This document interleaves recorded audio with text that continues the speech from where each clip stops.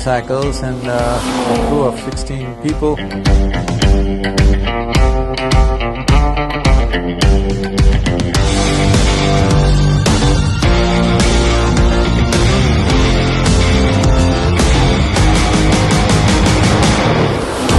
Wow.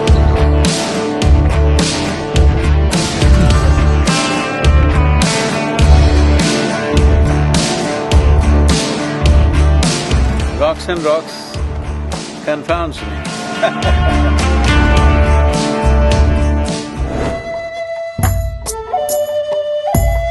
I could see his spirit. It's very strong.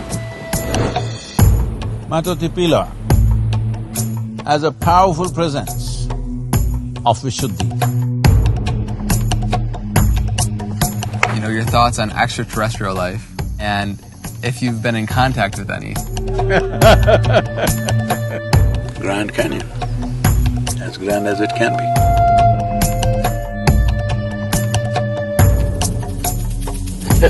Unbelievable.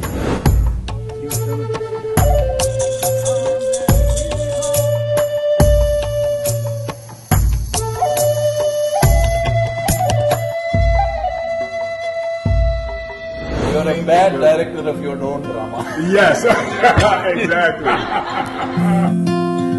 There must be regular education, but there must be your own traditional education.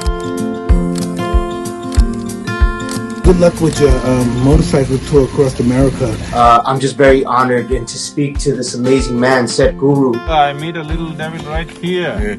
American gringo. Sadhguru. We're blessed to meet you.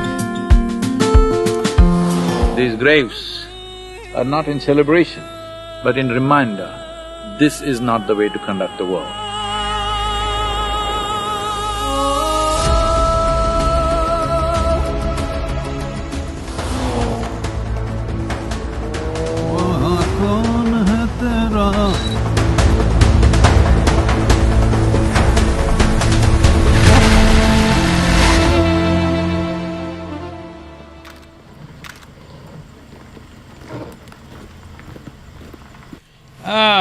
Full of microphones,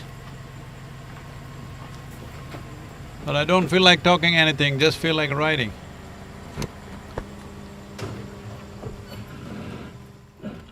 So here we are, a little bit of a trial run, close-up sites around here. Let's see what we can find, and this is the very first step of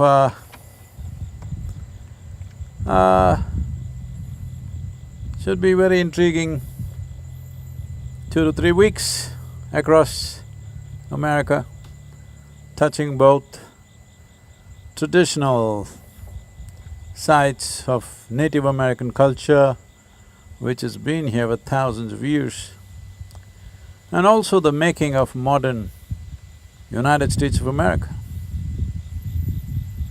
Let's see what we discover. Just 3 motorcycles and a crew of 16, 17 people. So, here we are.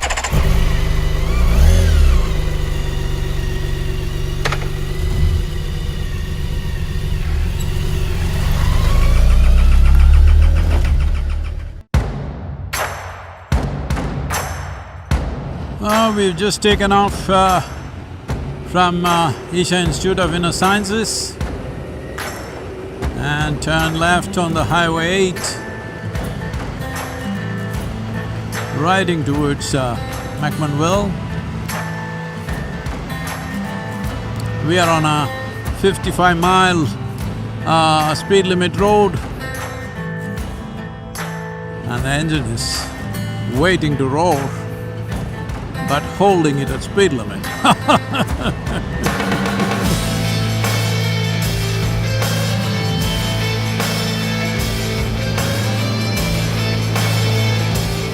Right from childhood, our textbooks always said, Columbus discovered America. Well, till then it did not exist. Just that a few million people lived there. For anywhere between 20 to 40,000 years.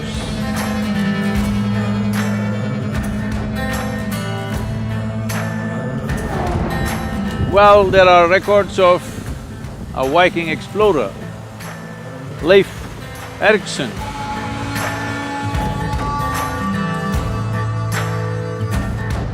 who came to America in early 11th century, at least 400 years before Columbus did. They came here as explorers, and naturally, trading on the basis of barter happened between them. They called this newfound region as Vinland because a certain type of wild grapes was growing so abundantly in that region, and they could make wine out of these grapes, so it was called Vinland. But the Native American indigenous people of this land have been here for anywhere between 12 to 40,000 years.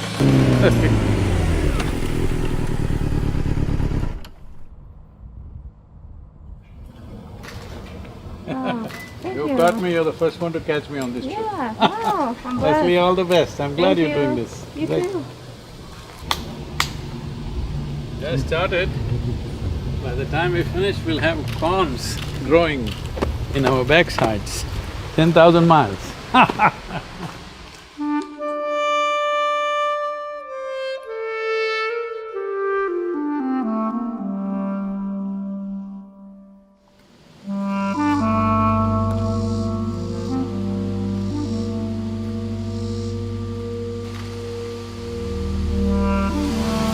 Well, the early settlers thought these were footresses, but these are actually mounds used for various religious and spiritual rituals.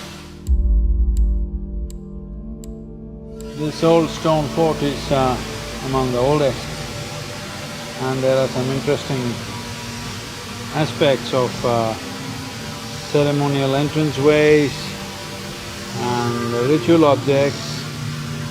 It's very interesting, we'll be exploring this quite a bit.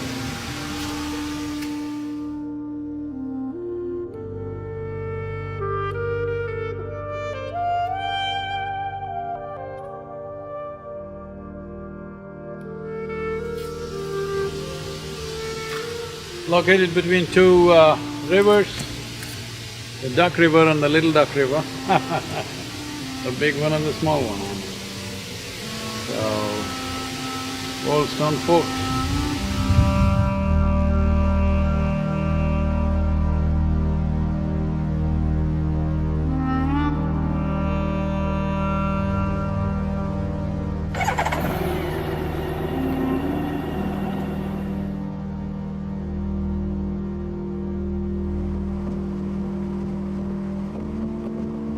This is rural Tennessee for you. Well, this is how the Midwest villages come. Space is the most important aspect of this nation, this land. Enormous amount of space.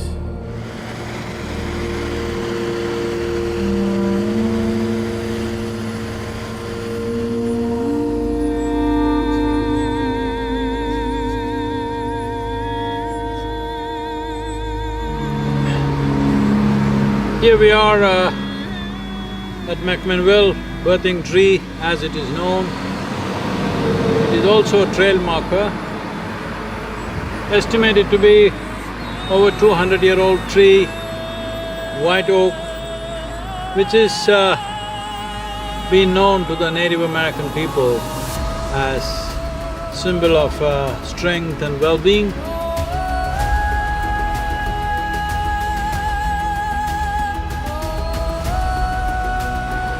So it is believed that a whole lot of Native American women have delivered their babies here in the shelter of this tree.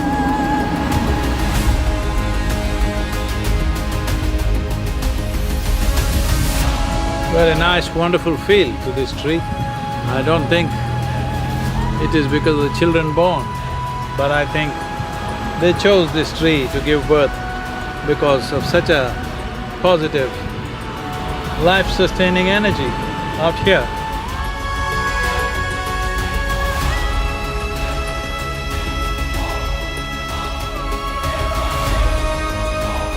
There is such a beautiful fragrance here, this white oak, the way it has spread its arms out must have been a welcoming feel for a newborn child. And this tree also used as a place of assembly.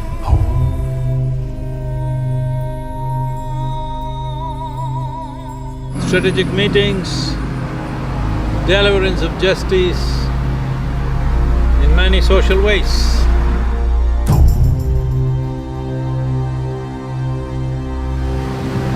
When settlers traveled from east to west, normally they would choose to leave east coast, let's say New England, which is where a lot of landings happened.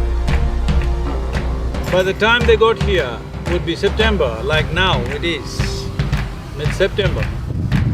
So as the temperatures start cooling down, as you go west, a whole lot of wagon trains would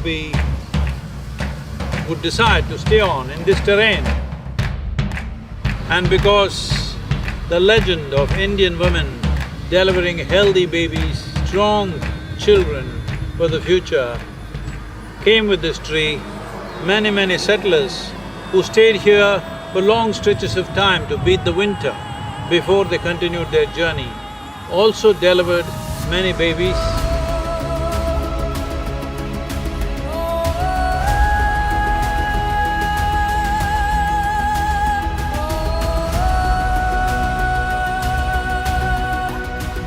So here I am sitting under this birthing tree.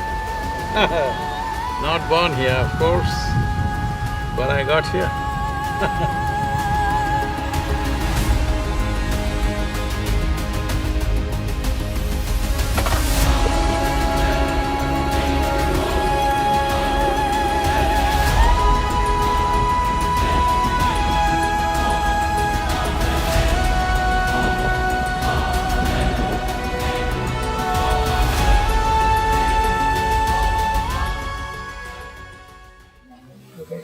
It's looking nice. Are we done? Yeah, GPS is on. Shall we?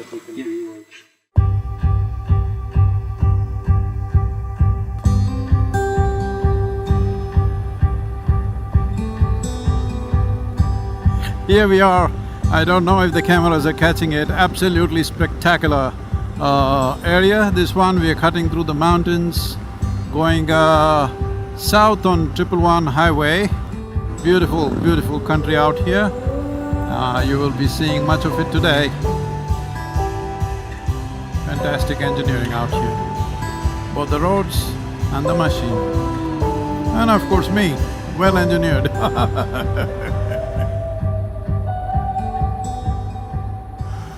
वहाँ कौन है तेरा मुसाफिर जाएंगे कहाँ।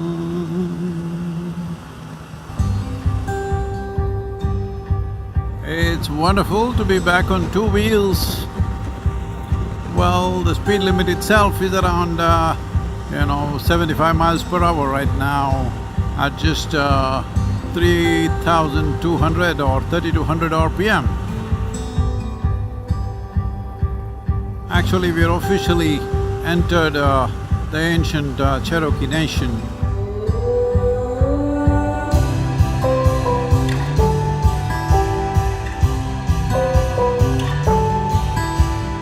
Here we are, next to a cattle farm. Well, they look healthy and nice, that means they will be slaughtered. It's a sad reality of human exploitation of every creature on the planet. Here we're crossing a railroad, open railroad, no, railway gates are not manned here. I wish we could do this in India, that railway gates are not manned but nobody gets killed by just behaving sensibly, this needs to happen. We are at the entrance of Red Clay Historical Park.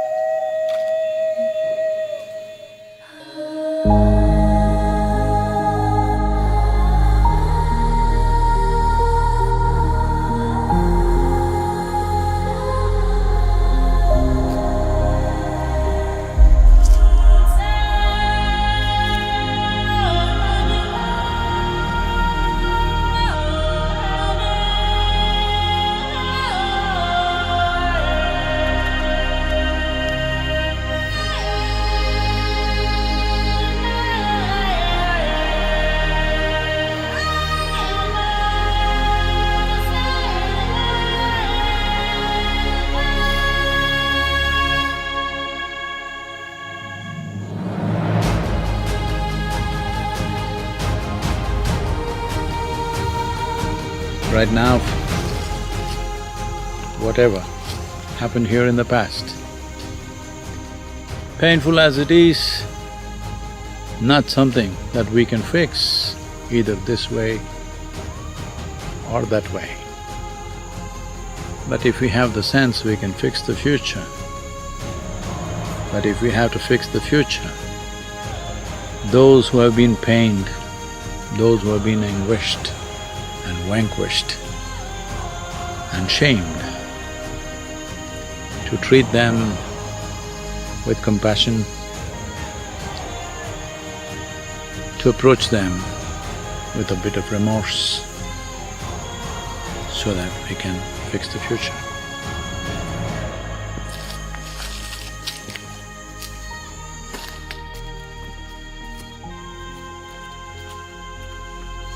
Well, the Trail of Tears is 1830. After that painful disaster in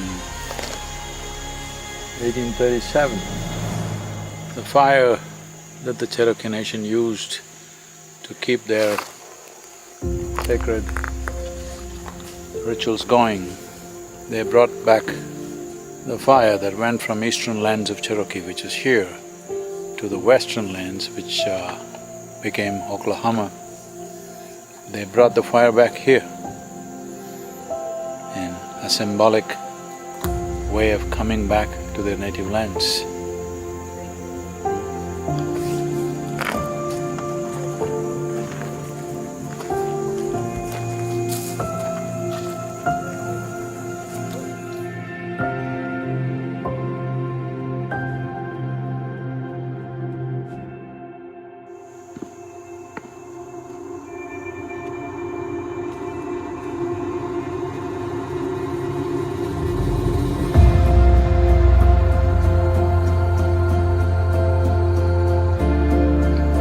This is called the Blue Hole. It's supposed to have provided water for the council hall, which is right here.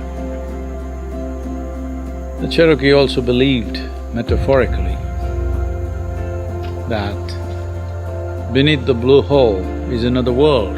This is a way to enter that world, but you need guidance to get there. The whole world out there as it is here, only the seasons are different from what it is here. The metaphor of this is that as we are living on the surface right now, all of us go under sometime.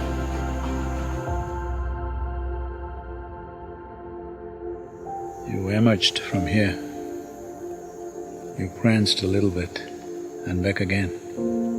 Here's the blue hole for you.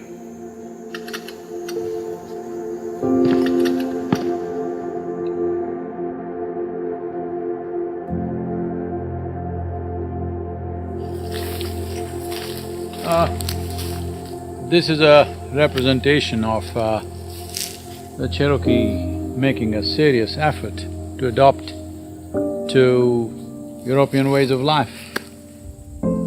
Distinctly farmhouses built with sitting or living areas, bedrooms and outer porch, as there was a promise from the President of the United States that if you merge and mingle with us, if your blood runs in our veins, we can all live together, make the effort. So Cherokee is one of the tribes which really made a serious effort, though it didn't work out in the end for them, but they really made that effort to change their lifestyles and make it as much like settlers as possible.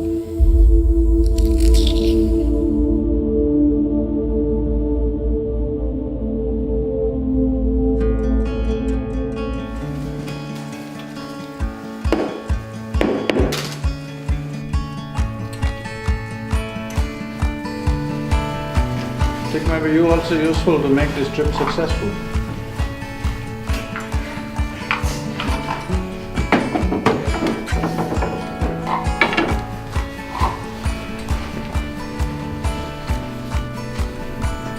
Not shaped in a factory or something. No, sir. No, those are handmade in Tennessee. It's good, let's pick this up. Thank you. Thank you. Y'all have a safe journey. Thank you. All of you want to drink, eat something? Everybody, I'm asking you, where's the next place? Is there something in the cars? We have snacks. Okay. Riding well, right? Yeah, that's good. The long way got set to the…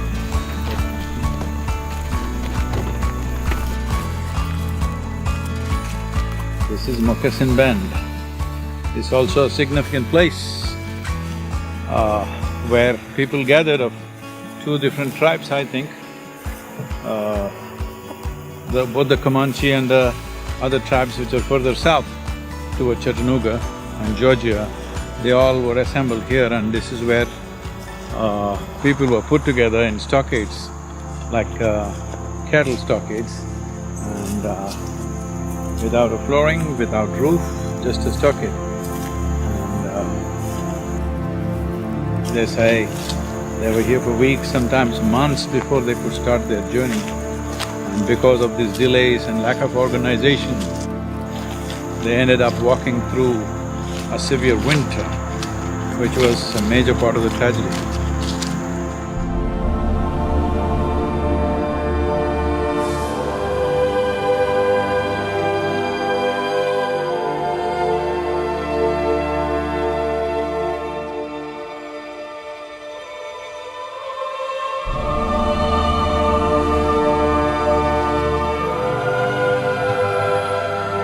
This bridge is historical significance. It is just beneath this bridge, the first few boats which took the Cherokee from here as part of the removal happened, but unfortunately, terrible organization, unfortunate events of failure of the boats, and some of them had to go to pick up the soldiers, some mess up, and because of that, most of them were made to walk overland. Only about 1,000 and odd went in the boats and the rest were made to walk, which killed nearly 4,000 Cherokee.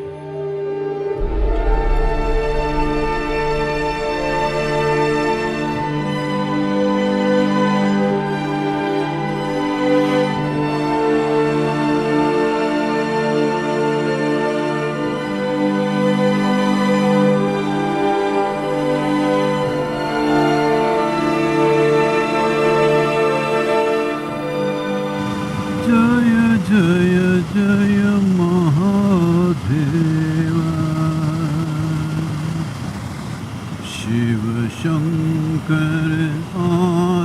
अनंत शिव शंकर आदि अनंत जय जय जय जय जय जय जय।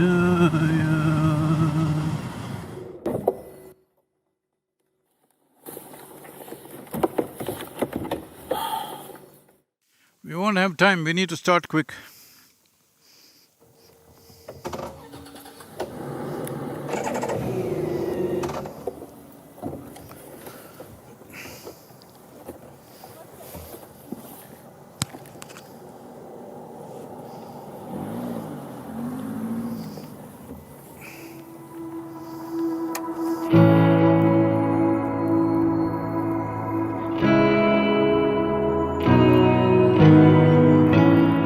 Just starting out a bit late to Cumberland caves or caverns, as they're known.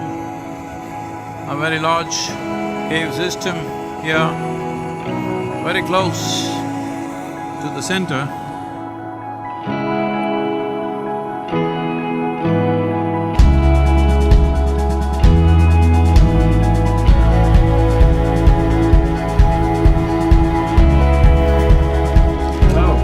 How are they?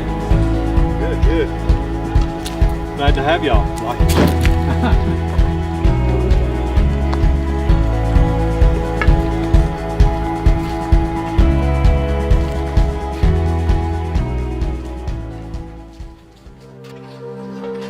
Did the virus get into the cave or not yet?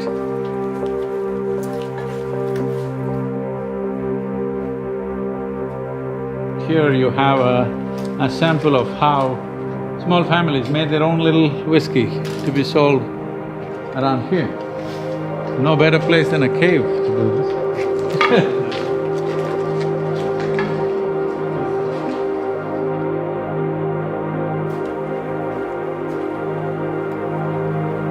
It's called the never-ending waterfall. It's never quit running as long as we've been coming in here. We don't know where the water comes from. We don't know where it goes in the cave.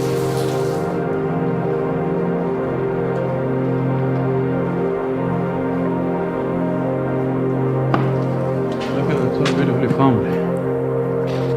Rocks growing like human beings, trees. It takes approximately 100 years to form a cubic inch. Cubic inch or 1 inch of length? Cubic inch is what they say.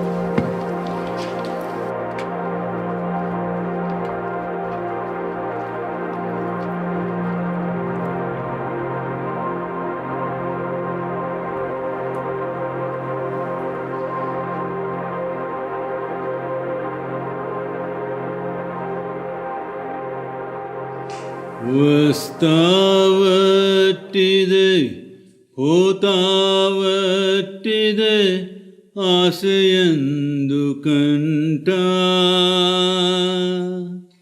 Chesina karmamu, chadani padarthamu, cherunu mi vanta.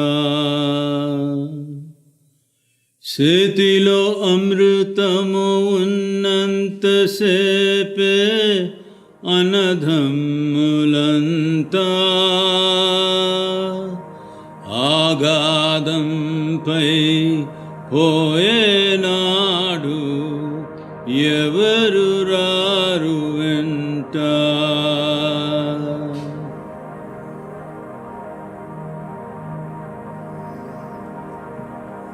No rocks came down, so I must be okay.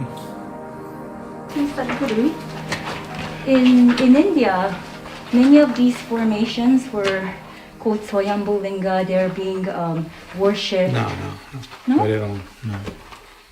Stalagmites, stalactites are not worshipped as Swayambhu Lingas. That is an ice formation which comes in a specific form, which may also be dripping water, all right, which freezes in the winter.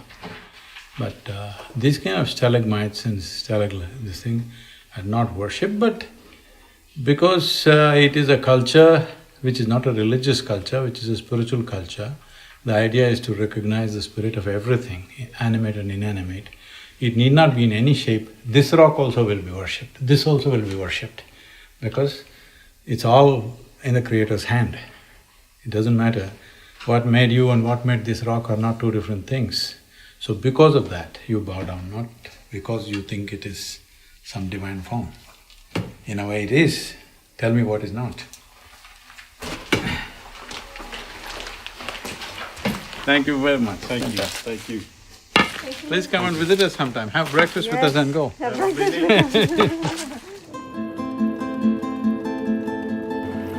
It's a very remote part of rural Tennessee, very different from anything.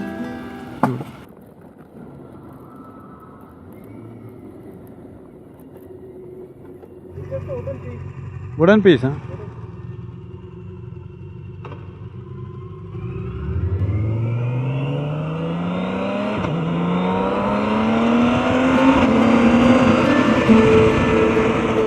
Tire pressure being low is really troubling.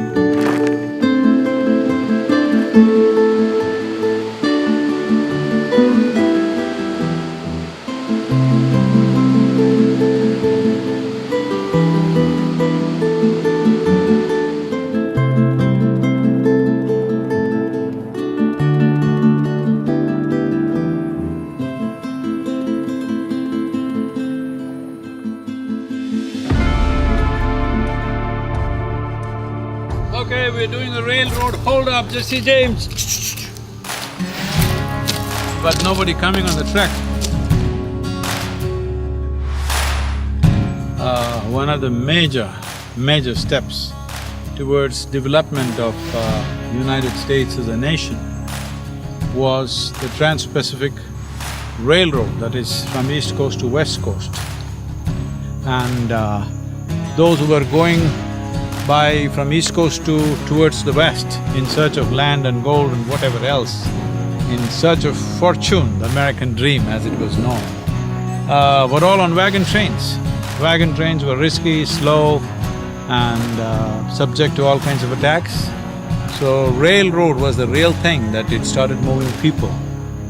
So there's a very beautiful this thing when I think it's a Lakota chief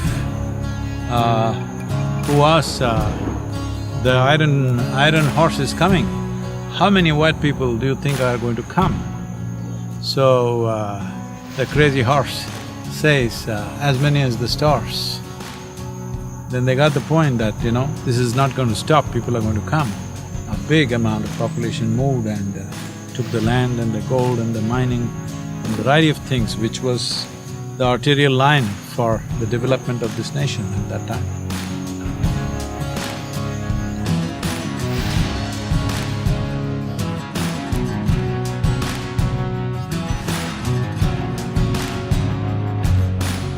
Leave it there. Hey, Balaji, 4240.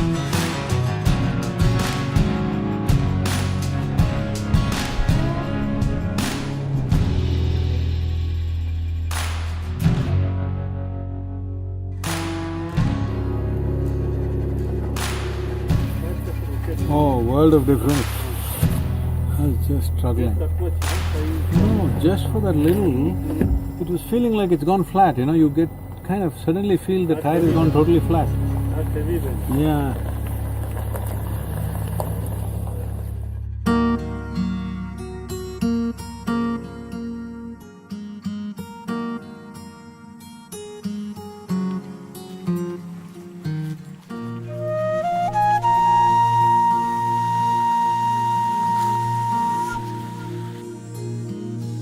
Right through the history of humankind, there have been men of great power, great wealth and great spirit. Men of great spirit are always relevant because being of great spirit is not in comparison to weaker men, but of life itself. In this context, here we are in the ancient Cherokee Nation, a history replete with men of great spirit.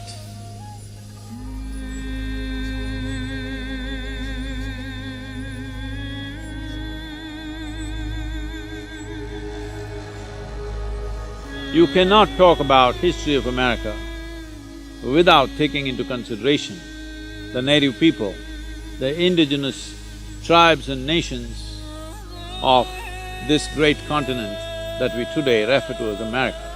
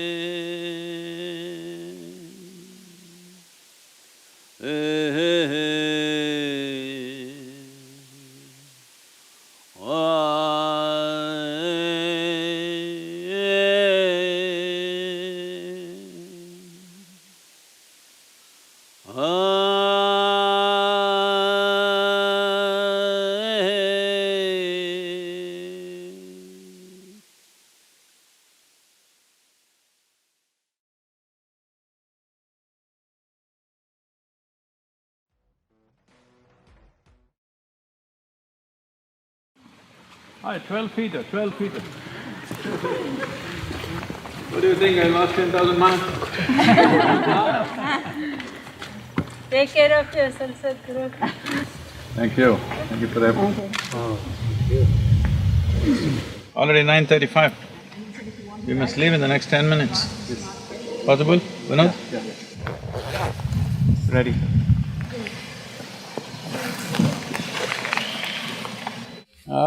9:45 in the morning, just starting off from III or Isha Institute of Inner Sciences. So we're taking a scenic route through Bloomingdale and getting to Mammoth Caves, from there on to St. Louis today in Missouri. So about nearly 7 to 8 hours of ride. Teams are all getting ready, still many of them packing, but we're leaving them behind and going on because we have to be at the caves in time for us to spend enough time there. Hope to bring in the human experience of a nation, its terrain, its history. No history, no nation, no people ever existed without their own unique spiritual processes, longings to access mysticism, which might have turned into a religious process over a period of time, but these longings have always been there in human heart. So this is an exploration of the American heart. What was beating in their hearts? What drove them to do what they did in their lives? Much of it, factually, we can never find, but in spirit, we can touch these dimensions. This is the effort right now. Thank you very much. Let's get going.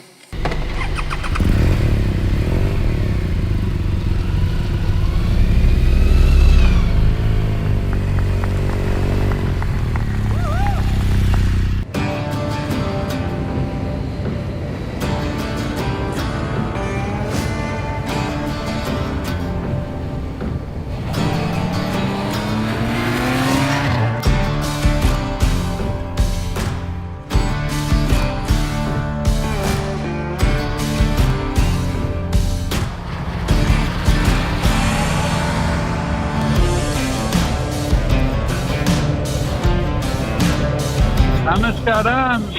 Hey, Raji. Wow.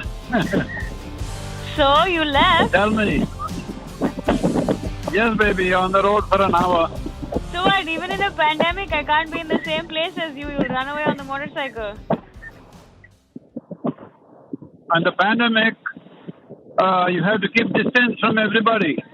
So the only way you can do it is be on a motorcycle and be the fastest vehicle on the road. You have distance from everybody.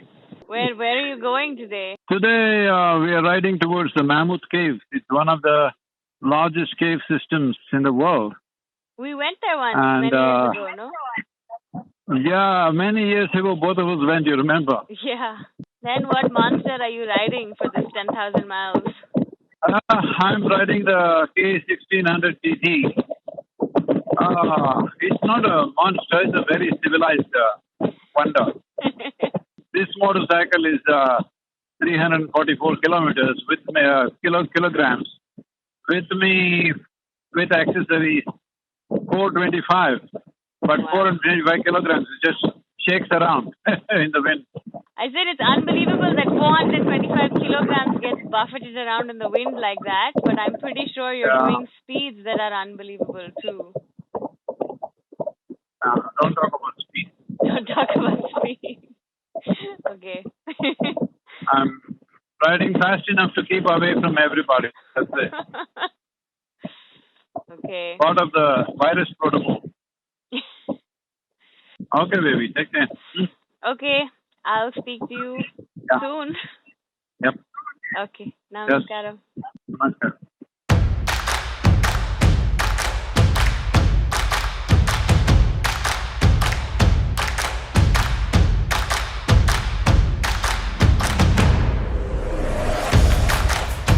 So, you can go ahead. This next group, I don't know who all was together, so.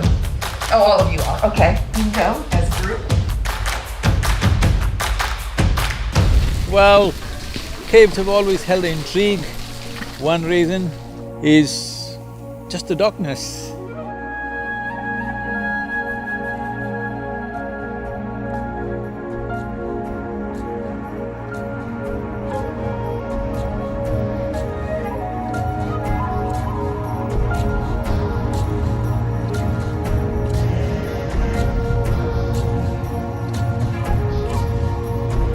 This cave is between three states of southern Indiana, Kentucky and Tennessee states. I mean to say it's that large, 400 miles.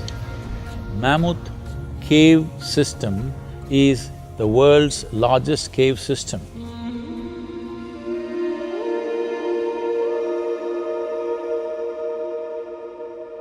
The erosional force of the Green River has helped to carve the limestone into unique and extraordinary karst topography of this region over millions of years.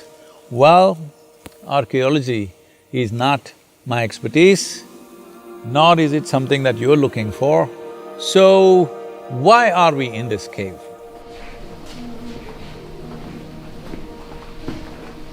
The movement of water in the calcium rocks is very similar to the movement of how the basic movement of fluids happen in our own body, because the fundamental engineering of this creation is same.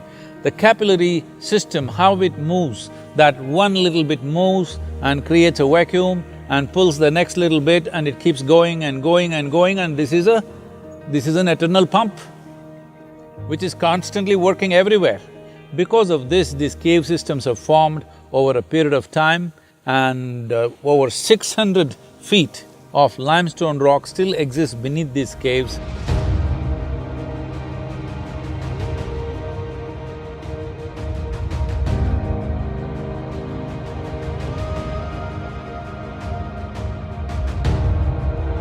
A cave means a natural shelter, both for animals and human beings. So inevitably, wherever there are ancient traditions and cultures, there have been caves, and as you know, the only preserved representations of ancient cultures is in the form of cave arts. Sadhguru! We're blessed to meet you. Where are you all from? Michigan. Okay.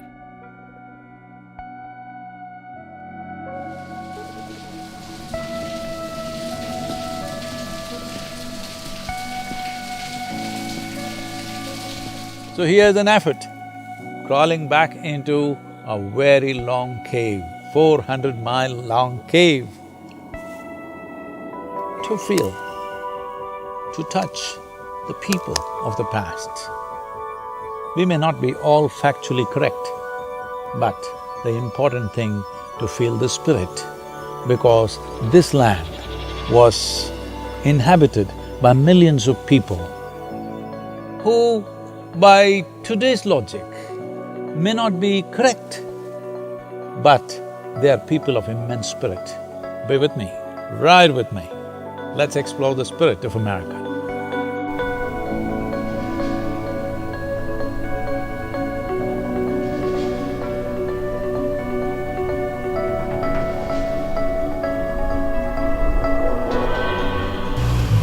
Ireland is 4.5 hours away.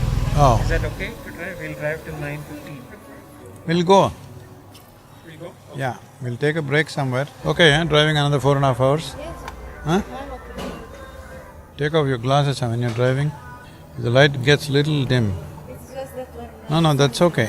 Right now, what is it? It's still 4:30 something. Yeah. But by 6 o'clock, please take it off, huh? Okay.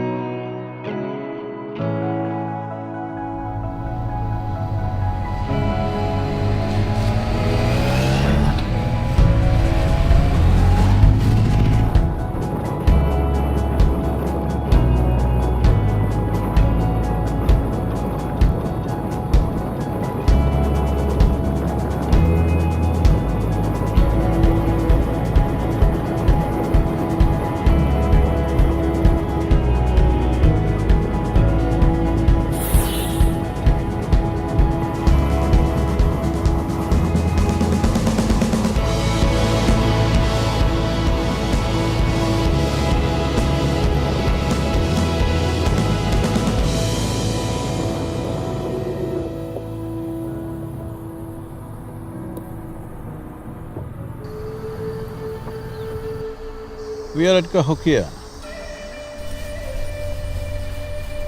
a mound city east of Mississippi River.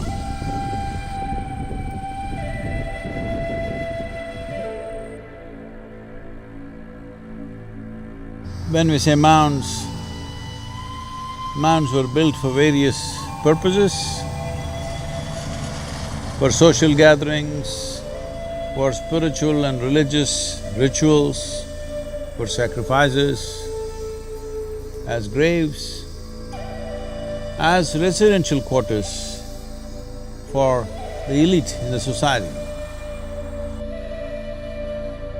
When you look at the structures, they show that there has been a certain understanding of measurements, angles and alignment. What you see here behind me, today being called as the Monk's Mound.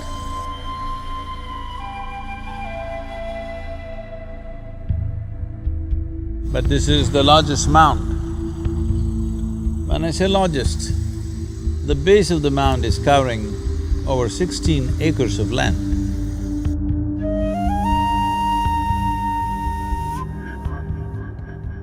This is a city with over 120 mounds, but today 80 are still intact.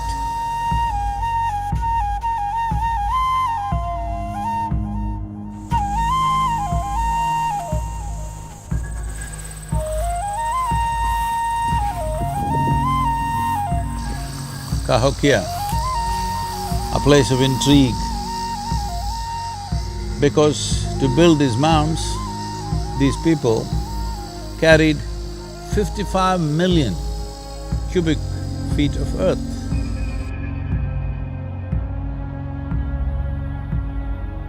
Why would someone make such a stupendous effort? What drives them? This human longing to be something more than who you are. Whether you go stand on a mound or you wear high heels, essentially you're trying to be something more. Or you reach for your ultimate realization, essentially you are wanting to be something more than what you are, something more than what nature allows you to be right now, something more beyond your physical and psychological self. This longing has driven this culture because we do not even know what nation they were. We just call them mound builders. These mound builders are a sort of magicians because they vanished without a trace. Somewhere around 1300 AD or CE as it is known today, they just vanished.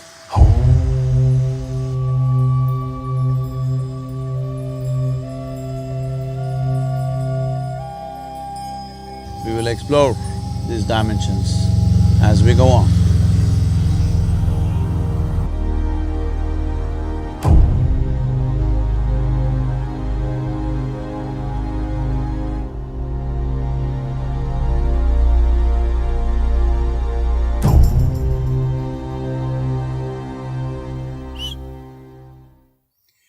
Namaskaram, namaskaram to all of you wherever you are.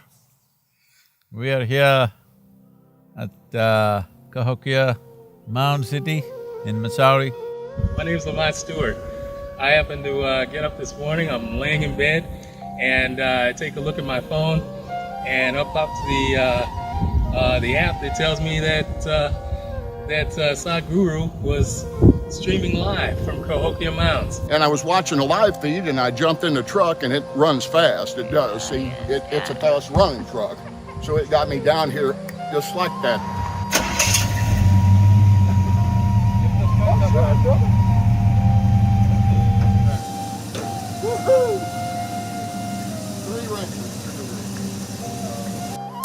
Thank you for showing me your old lady.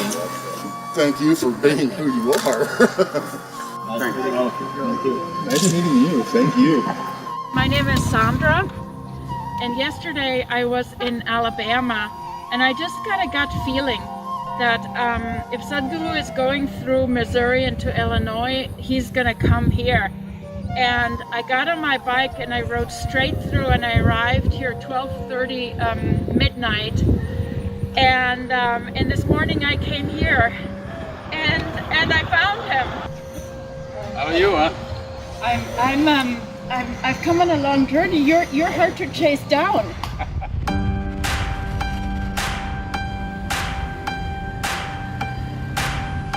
Lost breed outlaws. Many outlaws turned into American legends are often about individuals standing apart and out of reach from the all-powerful system.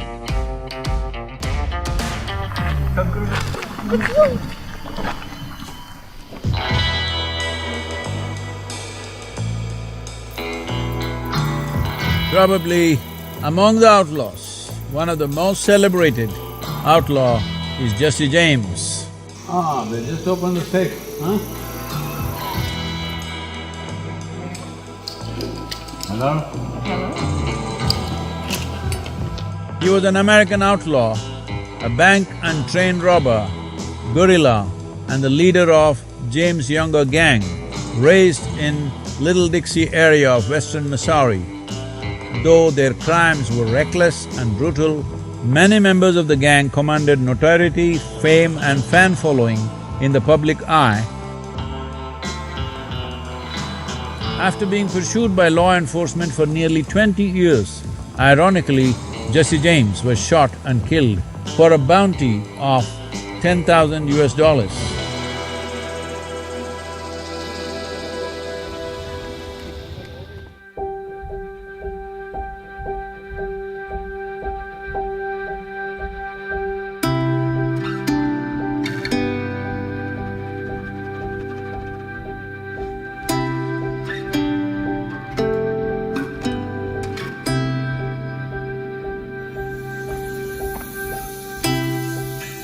Yeah.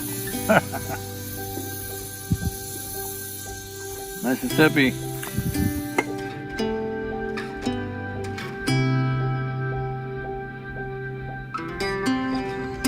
In the making of modern America, Mississippi has played a significant role in people's understanding of terrain.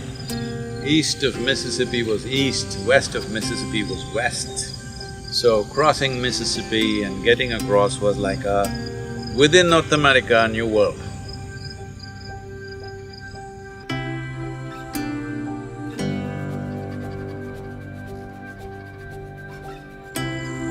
Rivers in the world have such a significant role in human life. It's only now, after the invention of the modern electric pump, that people can live away from a river, otherwise you had to live somewhere close to a river. Even if you have an electric pump, it's still worth living on a riverbank. Hello everybody, before we leave, just take 10 minutes just to make sure not a scrap of paper or plastic is anywhere here, okay? Wherever we go, before we leave, the place should be better than when we got in there, okay? Let's make it happen.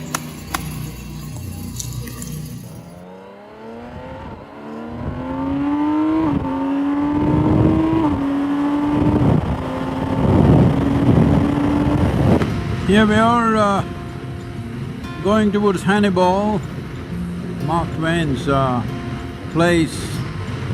Well, entire Hannibal is described as a fond love letter to Mark Twain.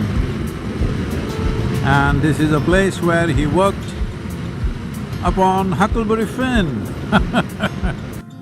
And here we are at Hannibal to visit Mark Twain.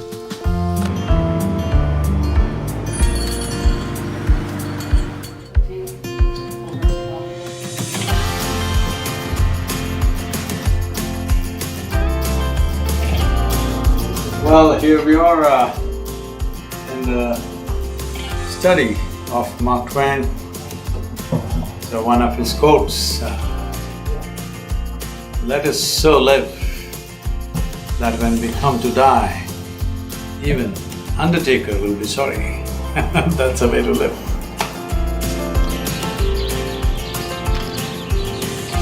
Here Tom Sawyer and Huckleberry Finn immortalized in the form of a sculpture, and whatever he wrote in very common language, in his own words, fine literature is like wine, but what I write is like water, but everybody needs water.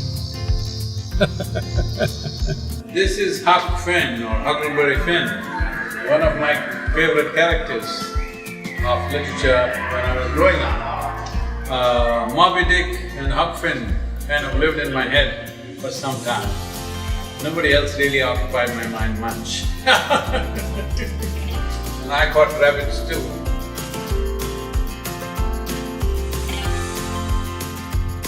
Oh, Holly David song. That's like a…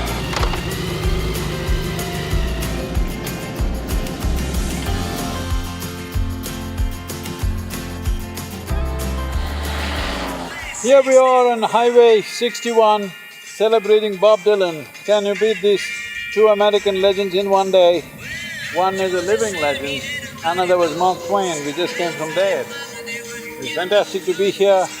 Highway 61, the now very famous Highway 61. Here we are, in Missouri.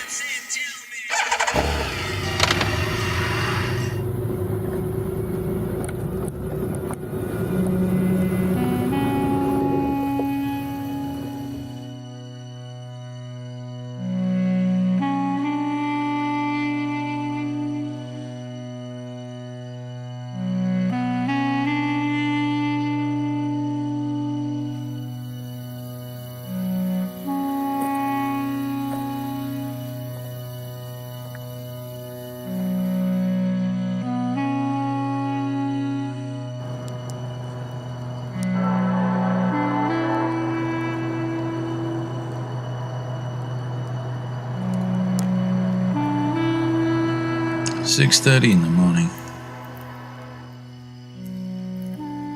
Facing the river, don't sit together with social distancing. Do the Guru Puja, then do Shambhavi. And what we will do for the day we'll decide later. It's best that we leave this place at least by 8 o'clock.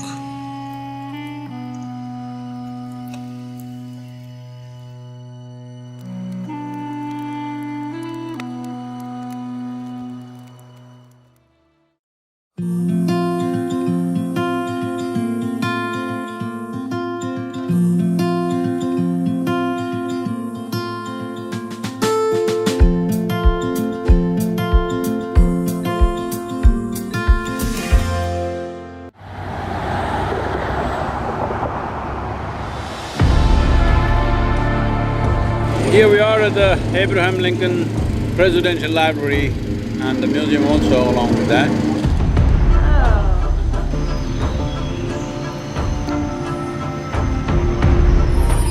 Oh, he's reading Aesop's fables. Aesop was one of my favorites.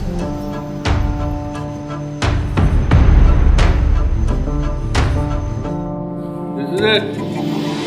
I know from the history books that most children get exposed to almost everywhere in the world about his life. A simple statement is he abolished slavery.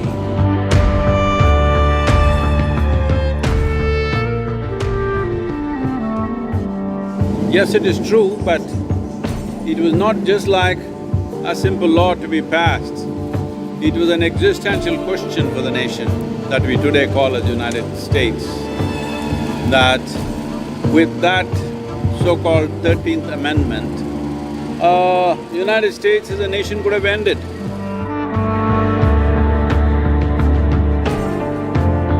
All this effort and this risk, to be able to take that, there is a vision beyond logical calculations that everybody makes. There is a vision to see the world the way it will be. This vision drove the man to take such a risk of killing 600,000 of your own citizens, burn down the nation, but from those ashes rose a great nation. Well, this is something that most people wouldn't know looking at his shoulders and his very skinny look, but he was quite a consummate wrestler. I think what he wrestled is not man, what he wrestled is the destiny of not only this nation, of the world, because he managed to see how the world will be in future. And that's a risk he took, that is civil war. And well, man oh man, no question, because fundamental cause in this whole effort is humanity.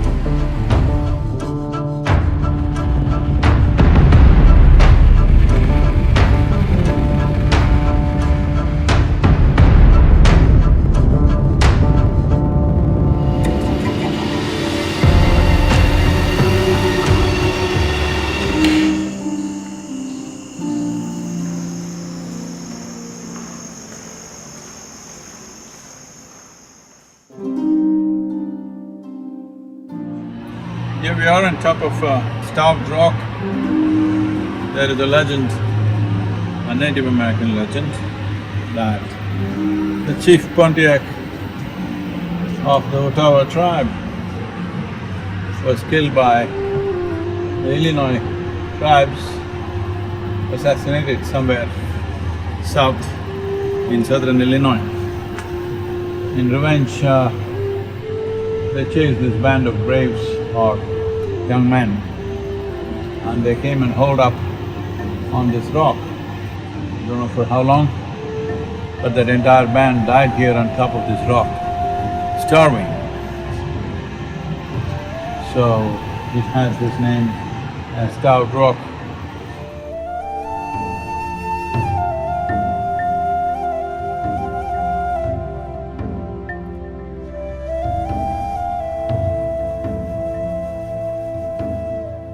Where do you do the tomorrow satsang?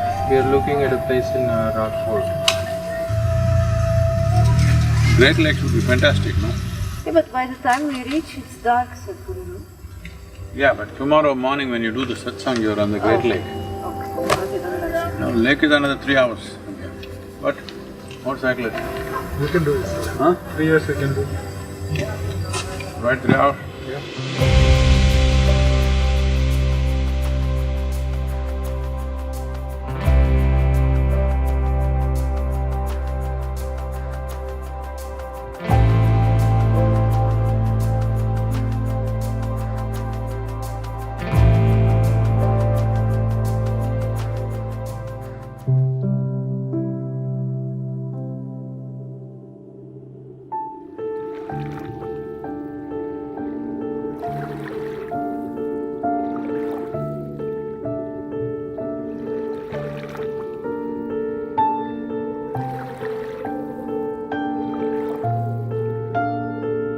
I just wrote a poem for you today. It's called Be or Busy.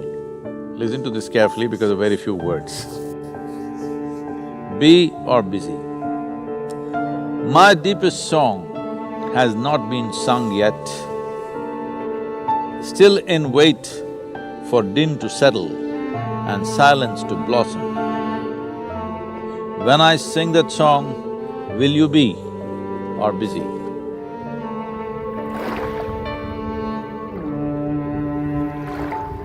So, we've been on this trip. I think my meter is reading somewhere over 2,500 miles totally. So we've been riding. So living on the road and going on like this, why? Because here, in this country, in this land, there has been a certain form of spirituality, occult and mysticism, which is completely unsophisticated, which is simple, earthy, but wonderful in its own way. This could happen to you if you just sit here. Suppose you're not a busy person, you know, I mean, you're not busy. You simply sat here for days on end, months on end, simply looking at this water.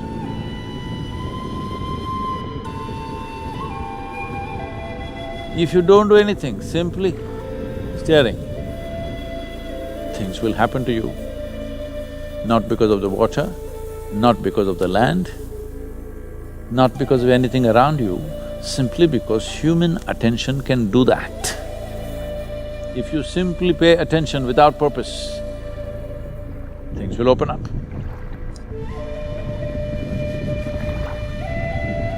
Because they were an oral culture and the culture got rather quickly wiped out, they did not leave enough footprint.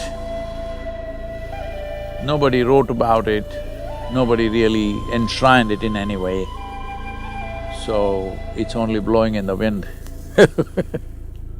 So we're riding, trying to catch that wind.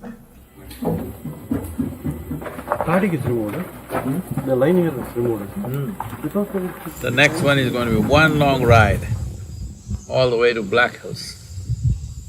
On the way, there's a very unique mound system called effigy mounds. They are in the form of birds and animals. This is one long ride. Probably by the scale of things, must be about 1300 miles.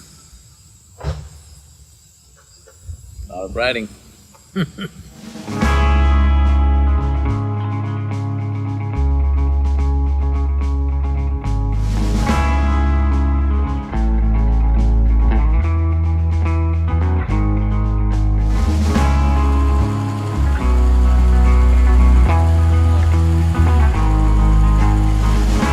Thank you for being here.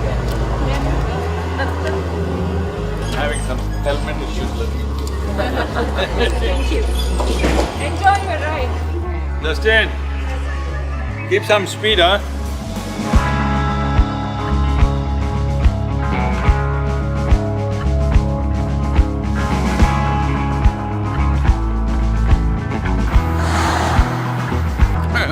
Windmill does not mean it'll produce wind, okay? Don't get it wrong.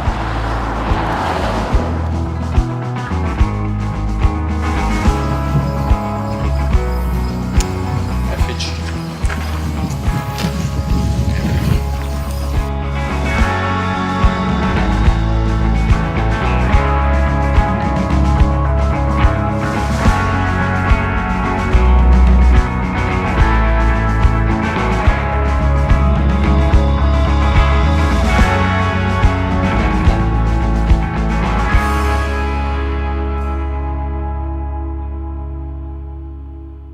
So here we are at the effigy mounds, very unique archaeological remains. All the other mounds are geometrical. It's only here that mounds are in the form of birds and animals and also human forms.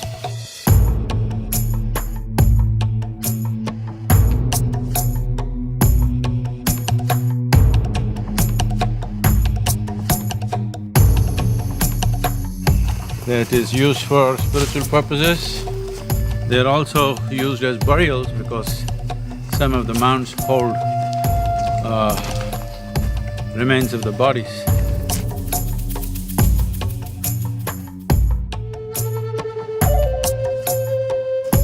But we are here, walking on this land which was sacred to them, with utmost respect, because it is important that human spirit is of a higher value than what we build for utility or conquests or other things. So these are relics of that dimension of their life.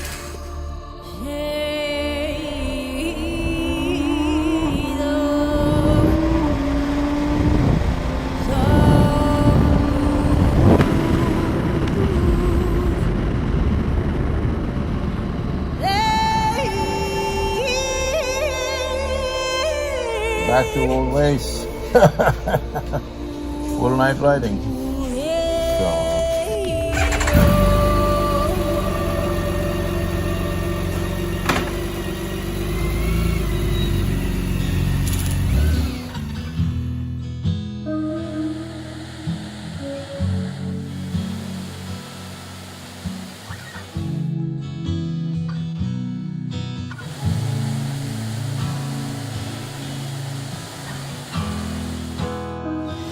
The word Tsu means friend or ally, but there is also a description of being considered an enemy by other people. It is also called a group of 7 hearts where the 7 very strong tribes came together, and in many ways, in Northern America, they became the longest and the strongest resistance to white settlers for a long time. But as the settlers pushed in, they went more towards their source. What they considered as their source is the Black Hills. They believed they came out of the Black Hill. So they started moving more and more towards that. Their final resistance came in the form of what is today known as the ghost dance.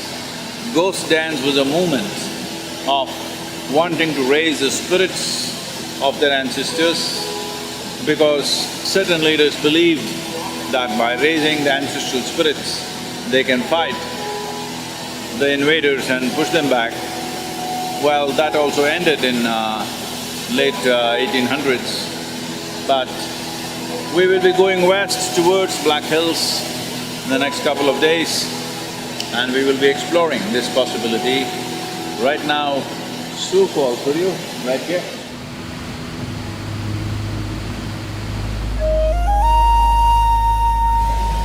So beautifully made, rough.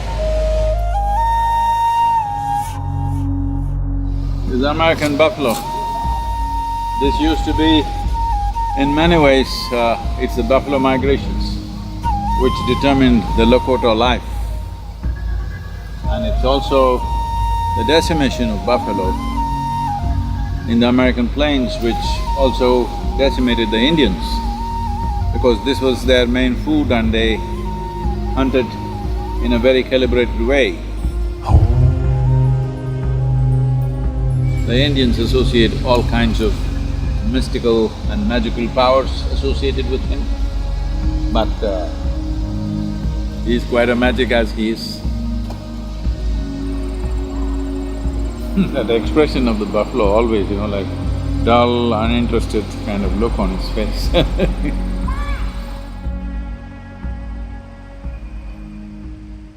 Hello. It's saying hello to me. Hello? Connected. Ah, yeah. Yeah.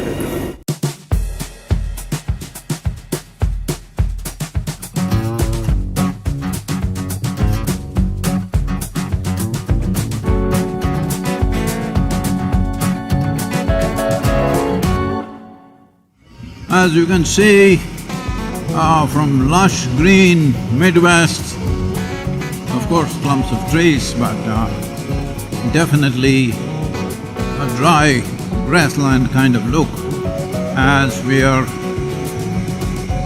riding towards South Dakota. There are some sculptures of very large-sized horse and a longhorn, I think, cattle, beautiful on the highway side, but we are not stopping here to appreciate pottery today.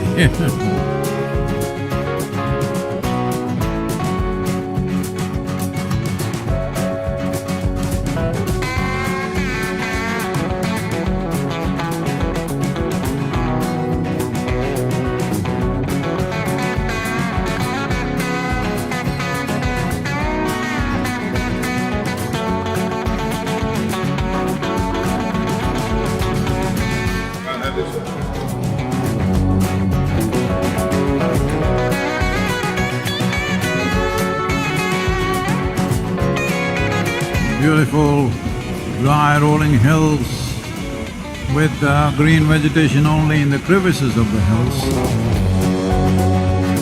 Now we are going towards Black Hills, another 200 miles. We'll get there by today evening. It's already 5 p.m. 200 miles. Fabulous open country. Speed limit has been raised to 80 here.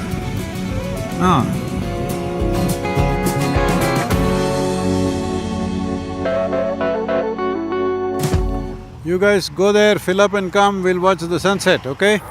Jaya Jaya Jaya Mahadeva Shiva Shankar Adi Ananta Jaya Jaya Jaya Jaya Jaya Jaya Jaya.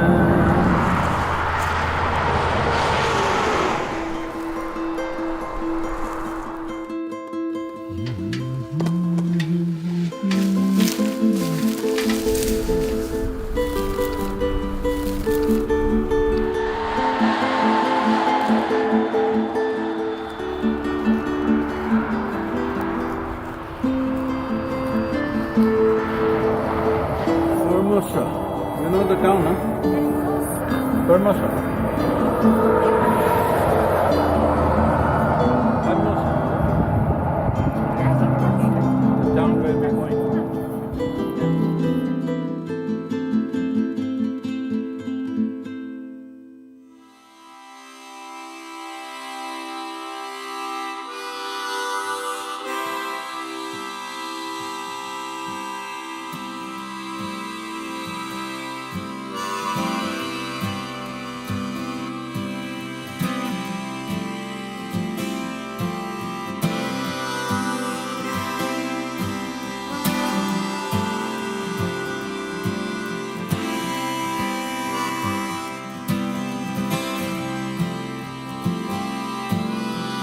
I have brought my harmonica.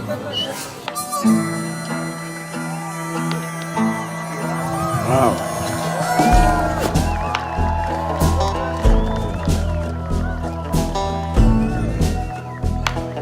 At one time, it is said, it's hard to imagine, it seems there were over 20 million buffalo ranging around in the plains of America.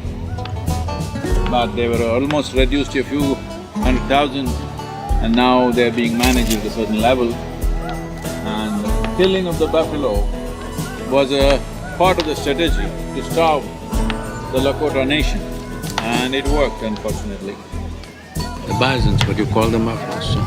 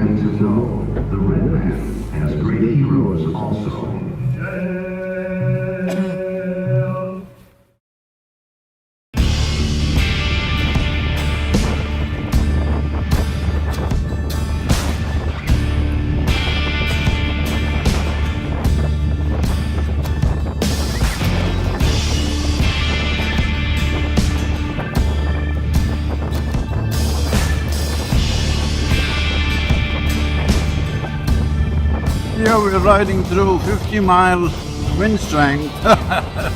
Not a great day for motorcycling.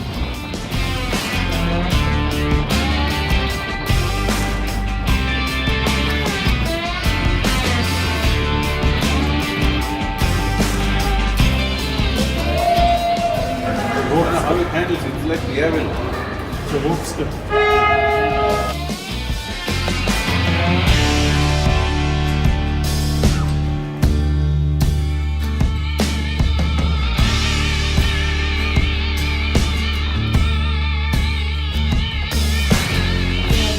Sunny, let's ride now when the things are good.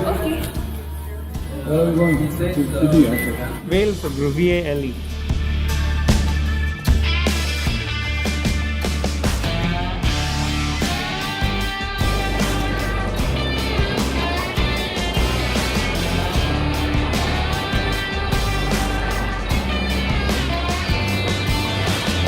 In honor of the great Lakota warrior, Crazy Horse.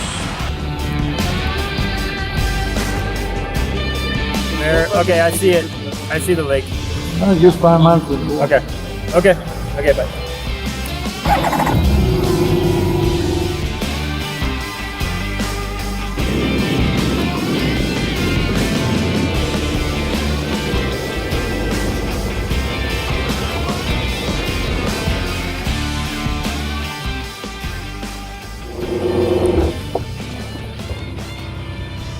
How was the ride, Sadhguru? Been a risky ride today, huh? Been a bit of a risk riding through this 50-mile gust winds 50 mile is the wind, the gust must be around 65. Literally throwing the motorcycle off the road. But here we are in one piece.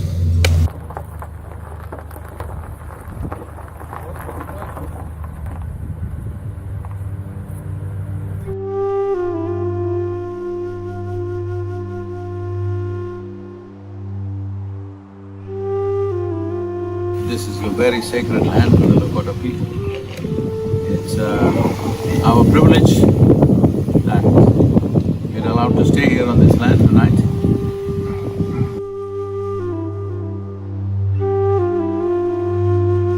And we will also do our darshan tomorrow morning on this sacred Lakota land, which is the Bear Butte and Devil's Tower as it's known, but it's Black Hills essentially. Lakota people believe that they came out of Black Hills.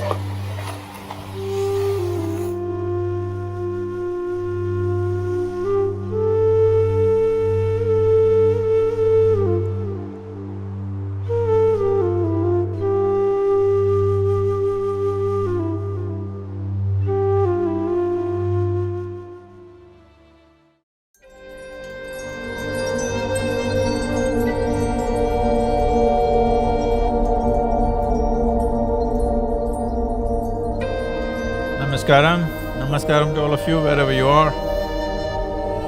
We are here right now at Bear Butte.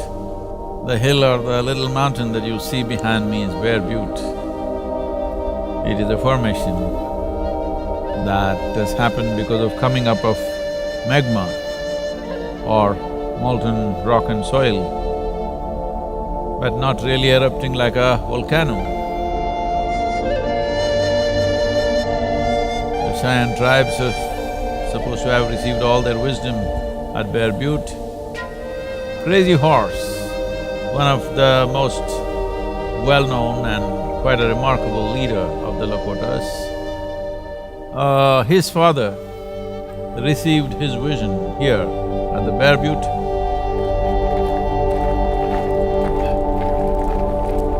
Temperature is slowly going towards the zero.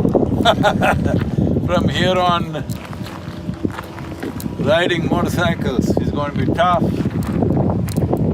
and speed is going to be worse because as you go faster it gets colder. Ooh.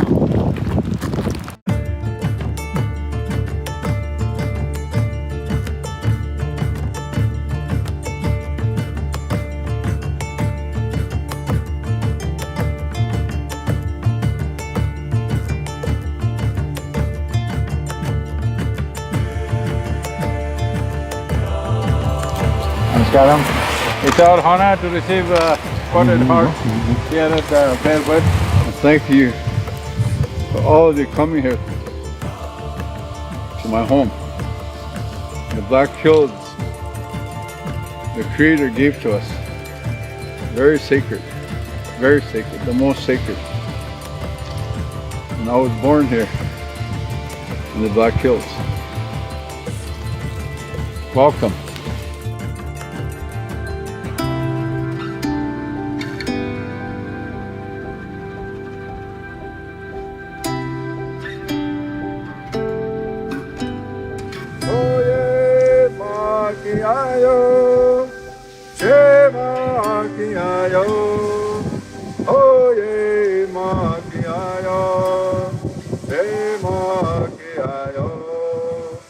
Tukansla kontakta.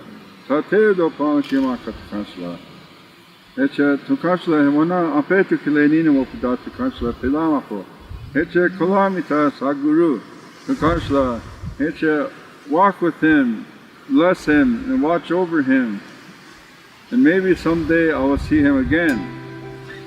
And thank you for today. It was really beautiful. It was like him and I was walking on them clouds and we flew into each other. Very powerful. I could see his spirit. It's very strong. And I hope he prays for us too. It was awesome, beautiful. That's why I said I hope to see him again someday.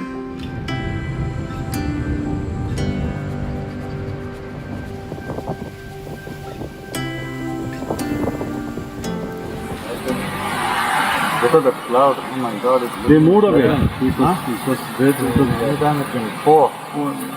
What, Justin? Don't put me through the gravel, huh?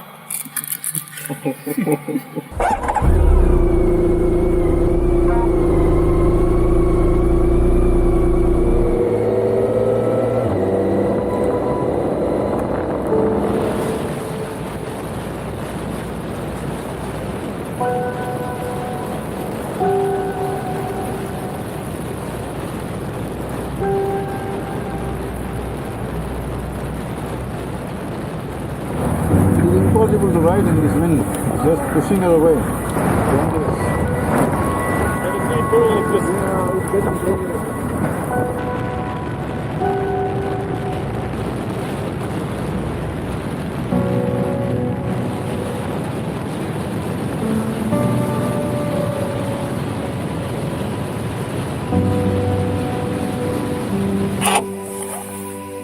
Some rider. See all these fancy fairings they put. It's taking all the wind, you know. Because I could see you at like 75 degrees.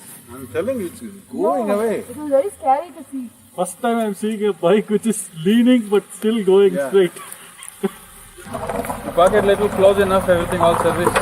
Yep. That was Jay, huh? He made it. That is Jay. He's coming with the other RV.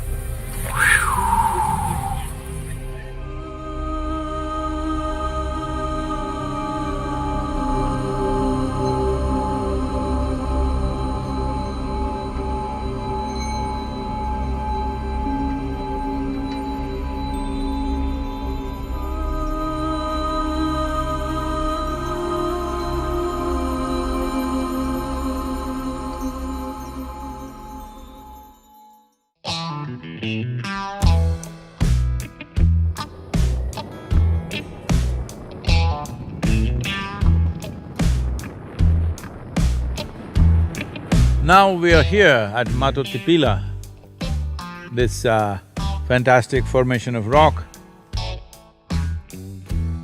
A laccolithic intrusion, meaning it formed underground from the molten rock and became solid. Over a few million years, the surrounding sedimentary rock eroded away to display the tall core within. It is made up mostly of hexagonal columns. Visually, it's a sight to see. It was a real eye-opener for me. In many ways, the key to understand Native American spirituality, the source of it, what empowered them to know things for which there seems to be no other basis.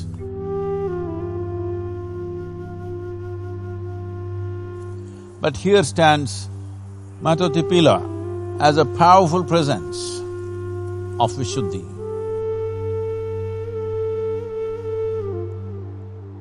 Which unfortunately today people are calling it as Devil's Rock.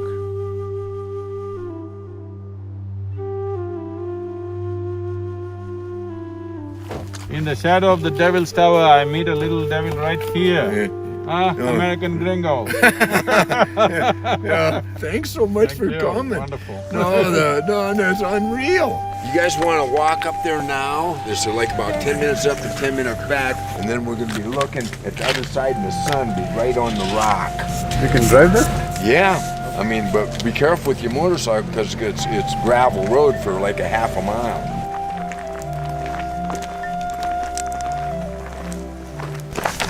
Oh, this is where to come at night too?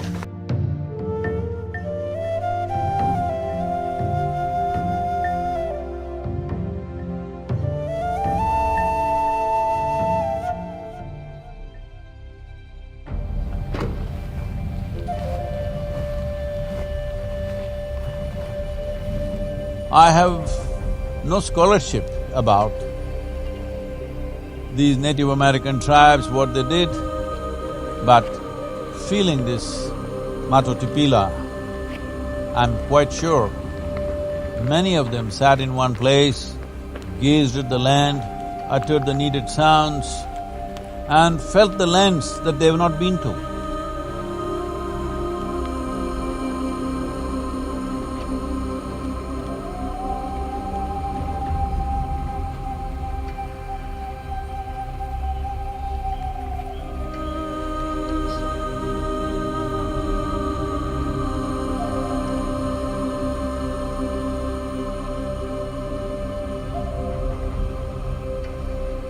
It is significant that being around Matotipila, these tribes, the plains tribes, acquired a certain possibility, and there is so much talk about handling the spirits, how to deal with the spirits, what to do beyond death.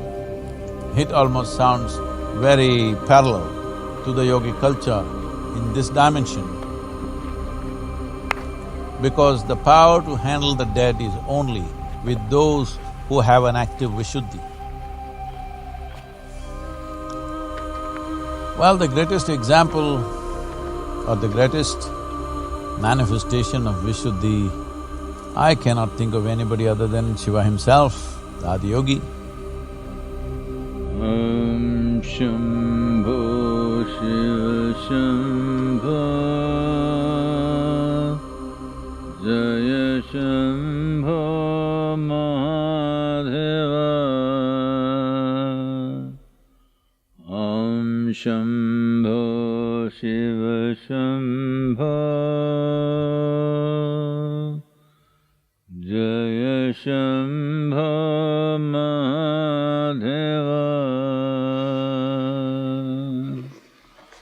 Om Shambho Shiva Shambho.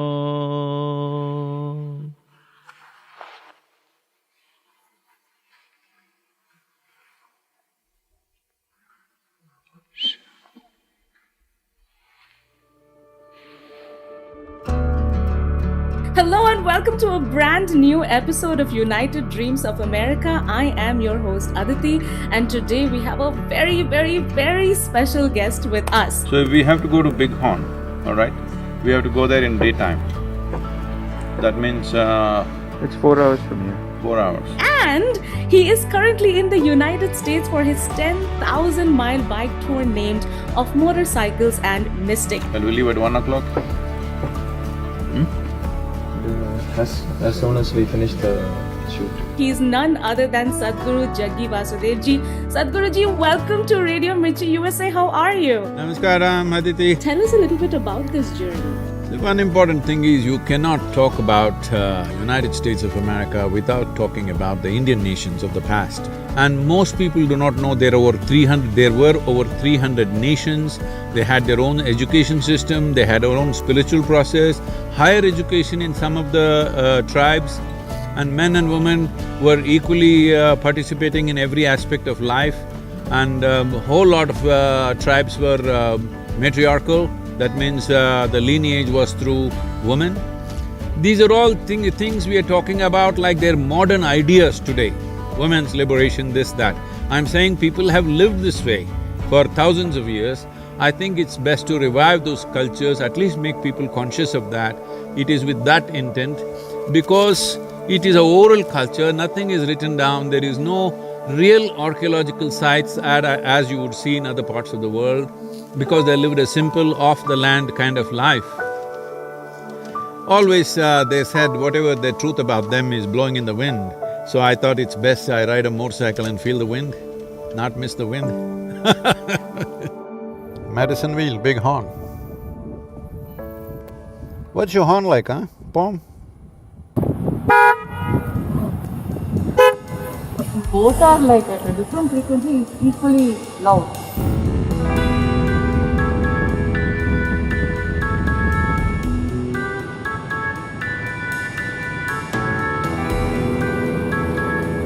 United States of America, oh, what a country. When I say United States, those of you who plan to visit the country, don't just waste your time in New York or Florida or Los Angeles or worse, in Las Vegas, you need to come to Wyoming, Idaho, South Dakota and Montana. Whoa, what terrain, unbelievable.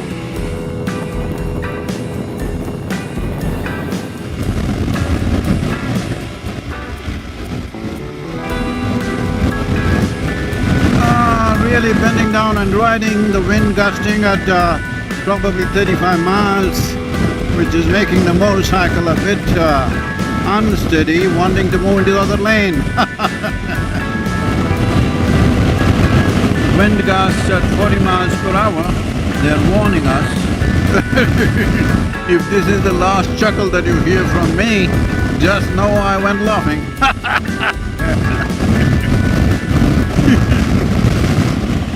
Lot of deer hits in the night. I think in the last 100 miles, I must have seen at least 50 deer smashed up. At least 50, I would say.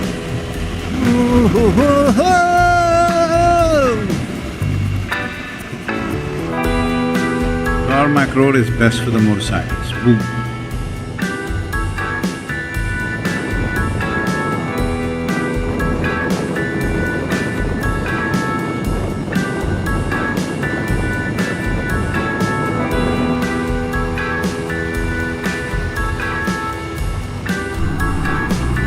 The road up the mountain is a motorcyclist's dream. It's been fantastic riding up. Let's go.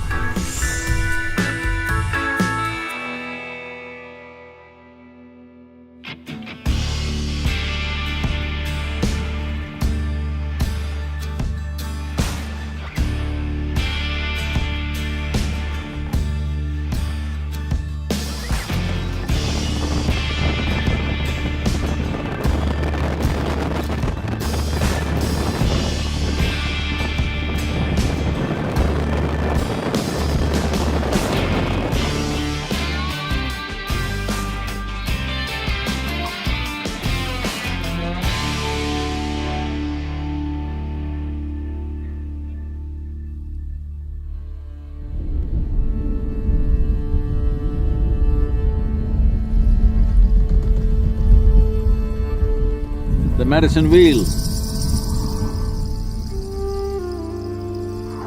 A large wheel of over 300 feet diameter, I think, with 28 spokes, probably functioning both as a calendar and as a sacred guide to various auspicious events for the Native American people.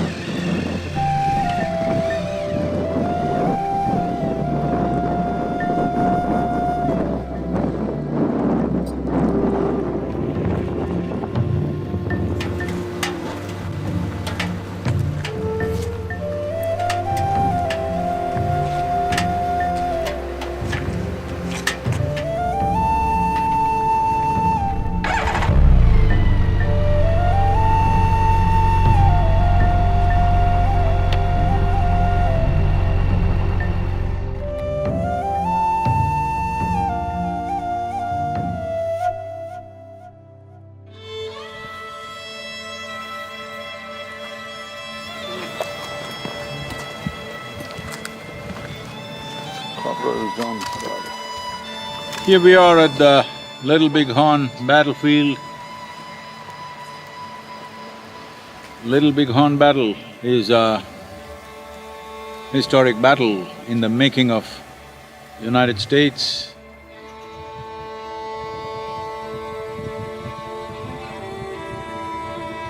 And also in taming the Plains Indians, this was one significant battle. But This battle turned in favor of the Native Americans. A tactical mistake that General Custer made, and he went into the attack. There were 1,800 warriors and Custer had 225 cavalrymen. Well, it led to a complete wipeout, that all the 225 soldiers died, including Custer.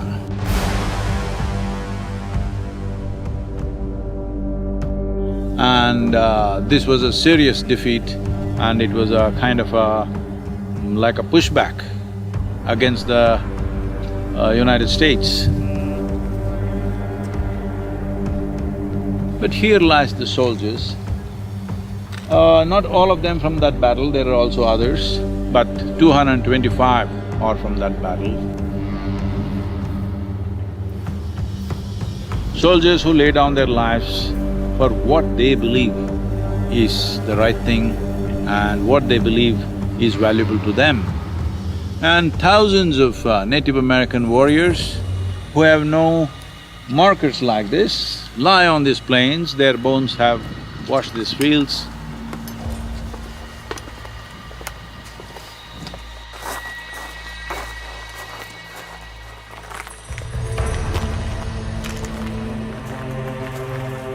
And they died believing what they were doing there is the right thing.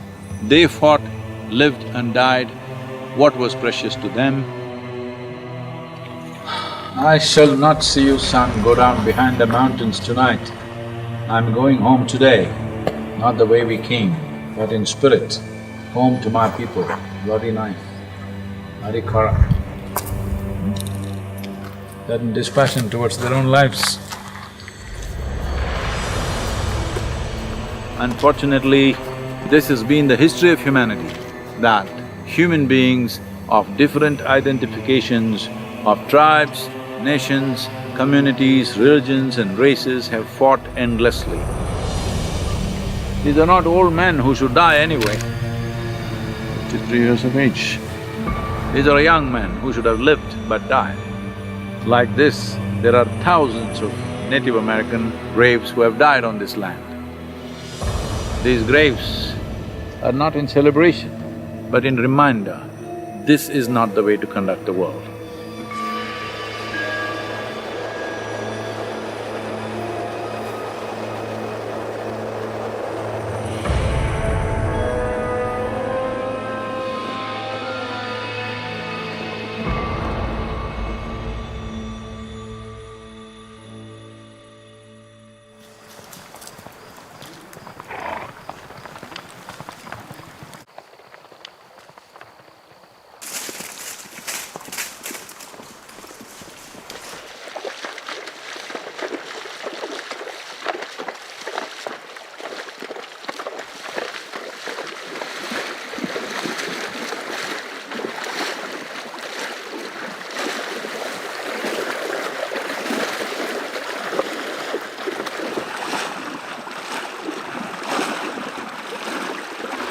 Historical, famous river and famous crossing.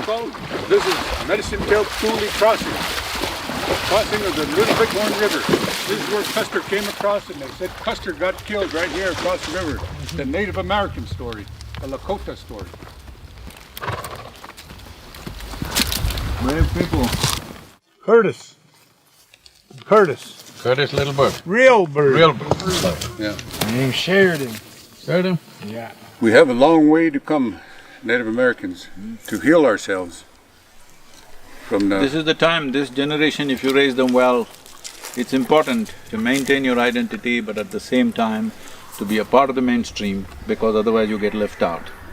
You know, it's important that you have both economic power, education, foothold in the society, but not losing your identity.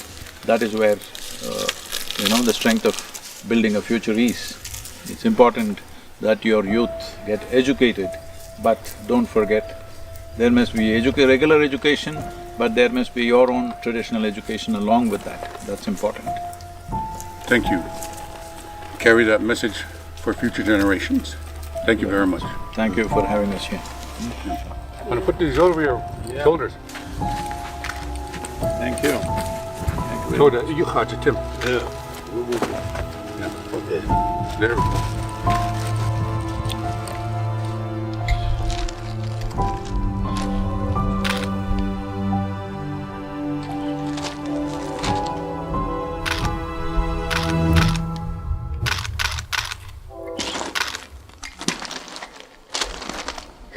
Thank you. Thank you. In this we are one. We're one.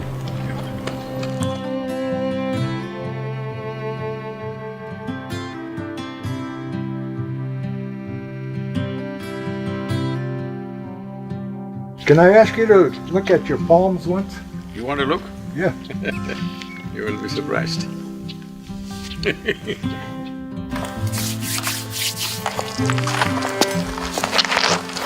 Ah. Yeah.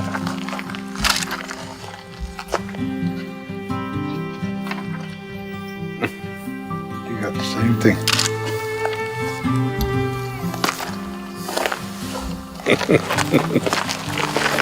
Thank you. Good. I started my life. I grew up in a spiritual way with my family. We're very spiritual people. I started learning since I was a young boy. I started growing into this way. I had an advantage over other people. They didn't have this spirituality like my family did. By the time I reached 35 years old, I was up on the mountain, pierced to a tree for 4 days. No food, no water. Nobody around me. I started receiving gifts spiritually. That a lot of things changed for me at that point in my life. From then on, I started growing. Each year, every year, as I'm moving forward, the abilities that I've gained through our ceremonies getting stronger, stronger, stronger. And it's because of my commitment in my heart, in my belief in the Creator, that my calling is to help my people. That's what it's about. That's all there is. All of us should do whatever we can do. What we cannot do, we cannot do. We can't fix the past, we can fix the future. And I've been doing that for the last 21 years now. Keep serving the people, it's very important. Your people need it. Apsala. It's great to be here on this island. Thank you very much. I appreciate it. I appreciate your visit.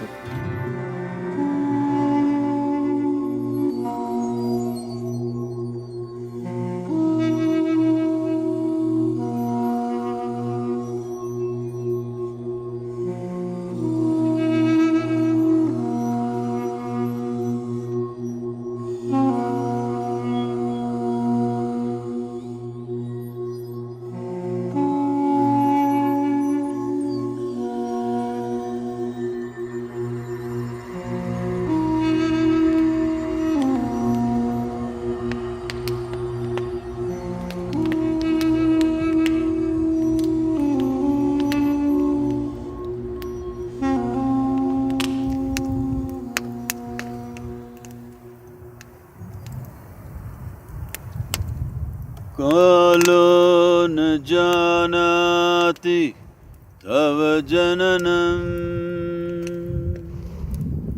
कालो न जानाति तव समापनम् दृष्टो मया तव महाकारः योगेश्वर काल काल योगेश्वर काल काल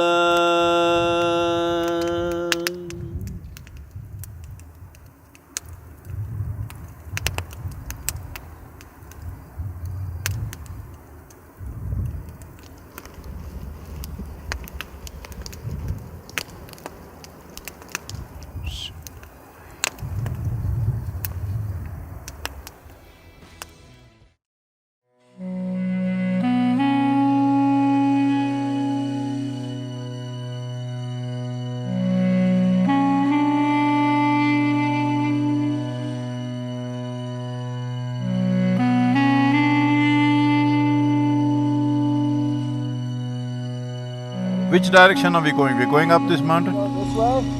And then turning back? We'll start cutting back. Okay.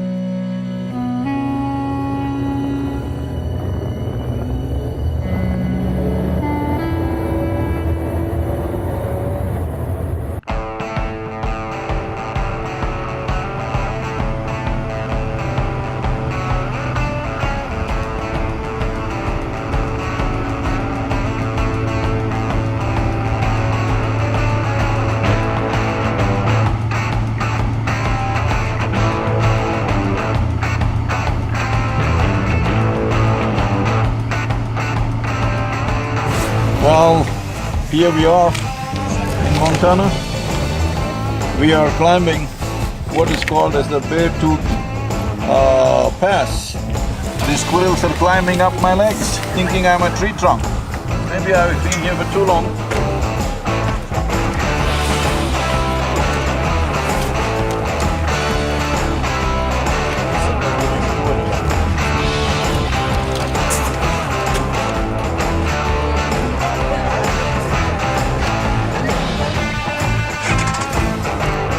Finished. Yeah, you finished.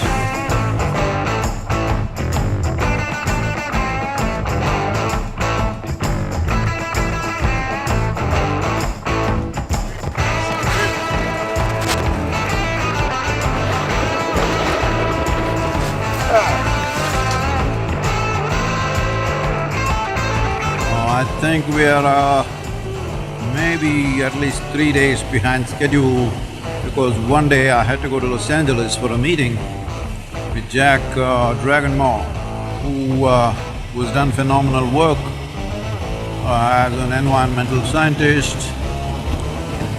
He has open-heartedly wanting to be a part of Kaveri Calling and the Conscious Planet movement and willing to support us in every possible way, which is tremendous support.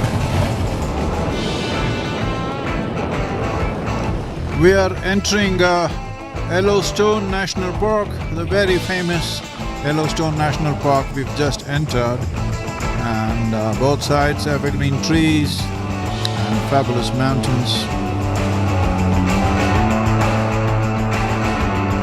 Who can match a sculptor like this? A million-year project. Look at the result.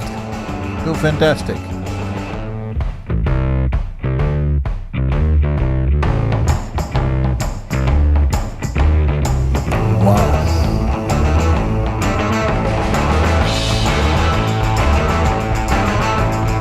Here we are at the Yellowstone National Park, 3,400 square miles of land, pristine, largely kept this way except for the roads.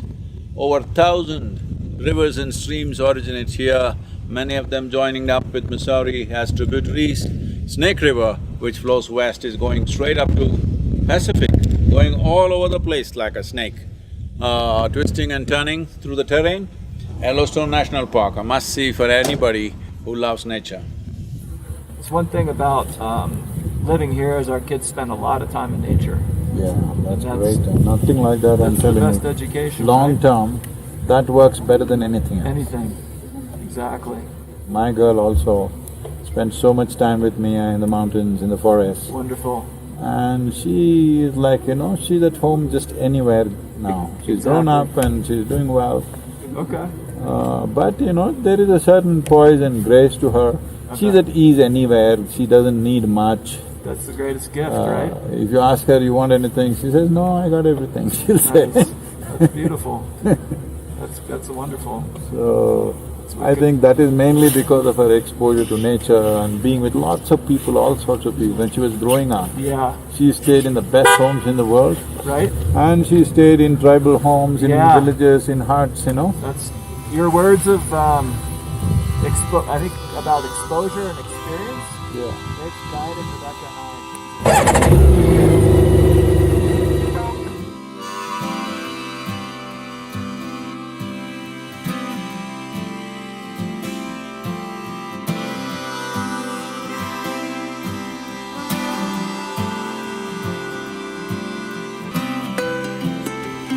Already fall colors are out here in Wyoming, the trees are bright yellow.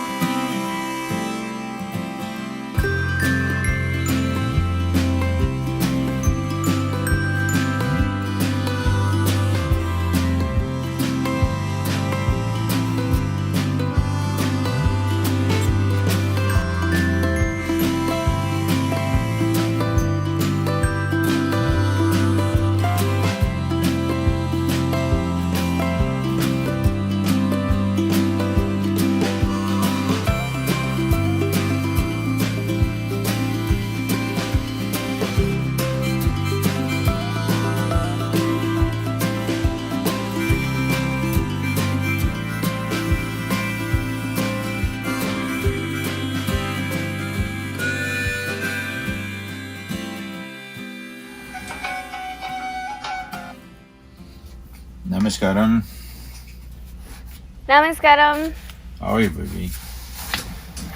I'm good. How are you? Good. It's been a long ride today.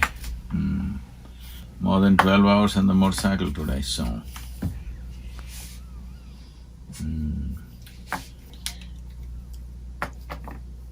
So every day we thinking of, closing the rides before sunset, but it's becoming pretty late and quite… It's nice I'm riding so much, but grueling for everybody.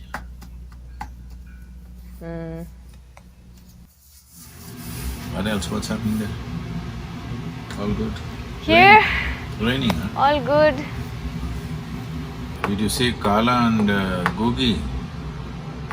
Yeah, they're losing some weight. They're not as fat as they used to. How are they doing? They're doing well. They're doing okay. Lots of snakes, actually. Lots of birds. These birds and squirrels keep trying to come into the room. Today morning we were climbing up the mountain, we stopped in one place. Tiny little squirrels, squirrels which are like about a third of the size of Indian squirrels, like that, tiny ones. Oh. They are so friendly, they're just coming and taking nuts from my hands. And they're like all over the place. Like they're going to everybody without any hesitation, little ones. But it's nice. Okay, baby, you take care. It's pretty late here. Okay. Yeah. I'll speak to you tomorrow. So do. Okay. Do the Navratri. Navratri. Huh. All the best for Navratri. Yes. Do well. Okay, baby. Take care. Okay. Alright. Namaskaram. Namaskaram. Bye. Already here?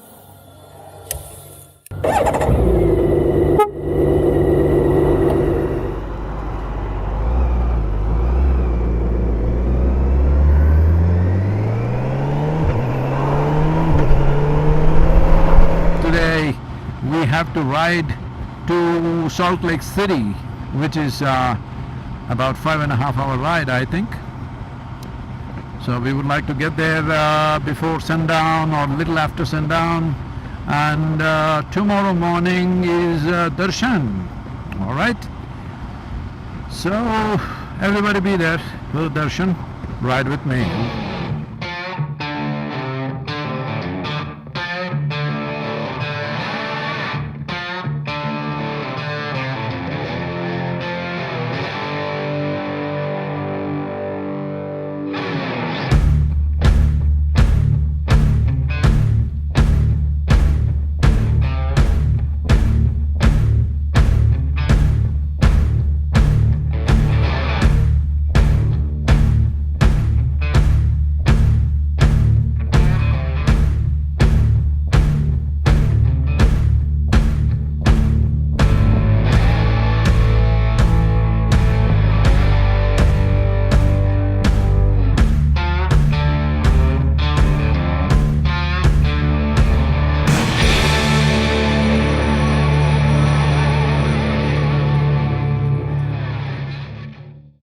Here we are at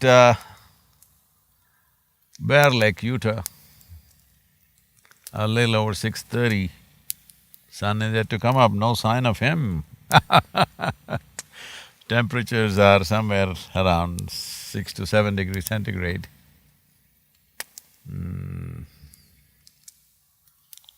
Fires all around me.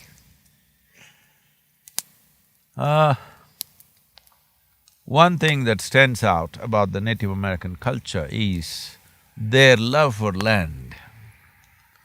It is even inappropriate to say love for land because it is not that they love the land, they are the land. Even you and me are land, but most people don't get till you bury them that we are land. But this dimension of their spirituality is very relevant for today and tomorrow, for this generation and the next, that people live understanding, knowing, being conscious that we are just land. Only if land is good, we are good. Only if the soil is good, we are good. So, I'm saying this because I'm getting a lot of questions, people asking, Sadhguru, how do you find Native American mysticism different from the Indian mysticism? Well, culturally we may be different, but when it comes to mysticism, there is no such thing as Indian mysticism, African mysticism, American mysticism, there is no such thing because mysticism is just exploration of the reality of existence, which is right now beyond physicality, because of which your senses are not able to perceive. So mysticism is not looking at exploring physical spaces, it is about exploring dimensions beyond the physical nature. That means fundamentally, using some method, doesn't matter what, some method to transcend the limitations of sense perception so that we can touch and experience dimensions beyond the physical.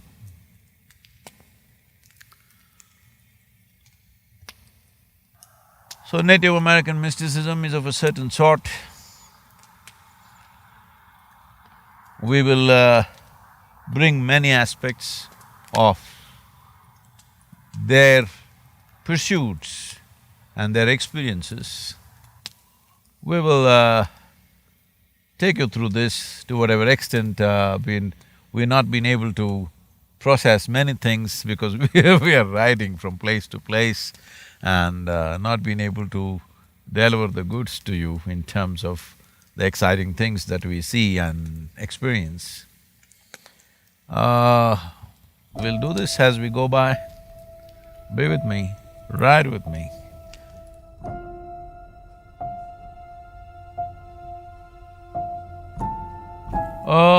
Today we decided not to ride because the Bear Lake and there's work to do, recording and stuff. From here on, it's a real exploration depending on what kind of meetings we make. The camera people, your setting work is over? Yes. So everybody just block the right nostril and go on the left nostril. In the last couple of weeks, we've been through different Native American nations. A few places that we passed through in the last 2 weeks have been of great intrigue and significance as to what their capabilities were in terms of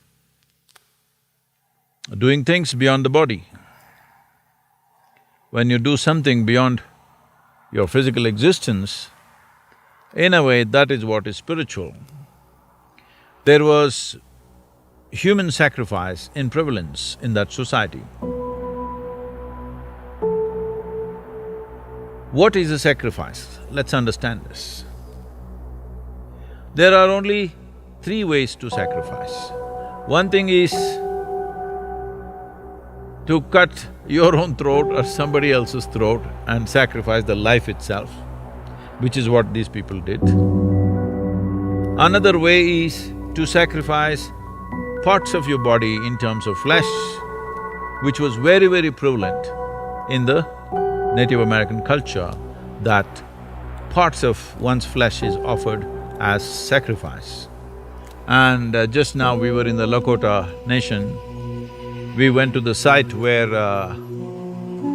General George Armstrong Custer fell in the battlefield where he was killed.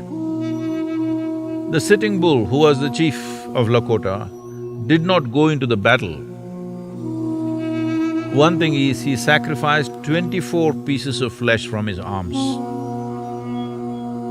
And his mother, who was a wise woman, said, after so much sacrifice and considering your age, you do not go to the battle.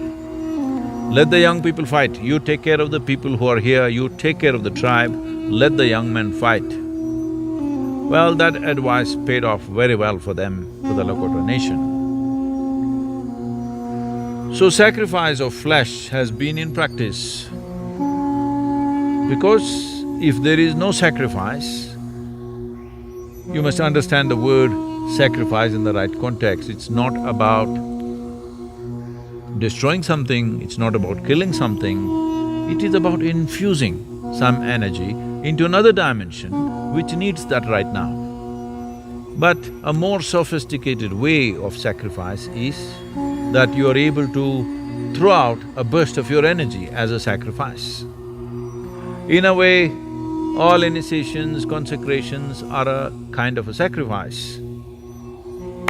This is an energy sacrifice, throwing it out.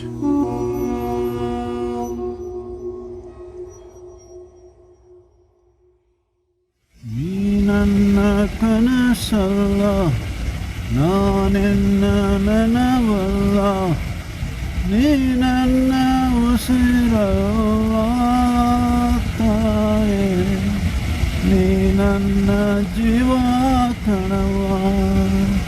Here we are riding towards Salt Lake City through a narrow ravine. As you see, terrain getting more desert-like, and from now on we'll battle heat probably as we go south, not cold.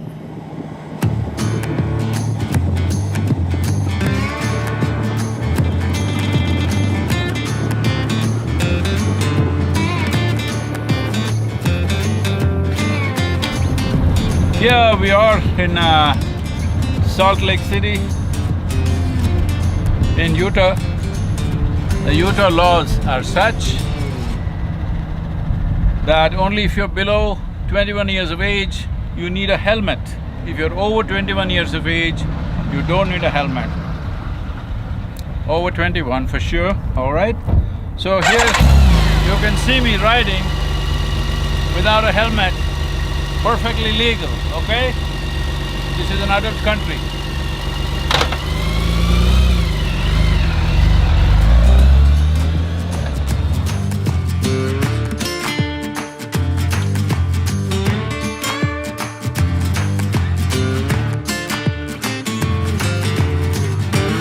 But madam, am I free?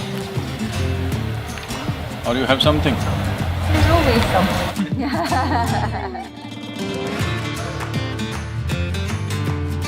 Hi there. Sadhguru. Hello, how are you? Welcome. See, everybody in different cultures have found their own ways of connecting to the deeper dimensions of life. The question is about how they do it. So if it is possible for you to describe something that you think is significant as to how it is done in this church, because Mormons started in America, that's why I would like to know. We make covenants with our Heavenly Father. We do that through baptism, where we take on the name of Jesus Christ. And then when we get married, when we choose an eternal mate or a mate that we want to be with forever, we get married in the temple. What is there in the temple? Is it like the image of Jesus or is it something else or some symbolism? It's so sacred that we don't talk about it. Okay, that's fine. And we don't worship Christ on the cross because we worship a living Christ rather than the crucified Christ. We believe he's still alive, he's been resurrected, he still guides his church today. That's the one that's the sacred building. What else would you say? We do not have ritual prayers very much. We have individual prayers. We would petition God. We would thank him for our blessings. We would seek guidance from him. We would seek specific blessings for ourselves and for others. You're going to know more about this church than most members. Yes, you will. That's the idea. Thank you very much for this conversation. Thank you very much. Thank you very much, ma'am. Safe travels. Thank you. If all of you just stand here, don't come too close, stand here, leave space, they'll take a picture. Face that way, children in the front. Thank you, Sadhguru, for stopping by. Get new trousers, huh?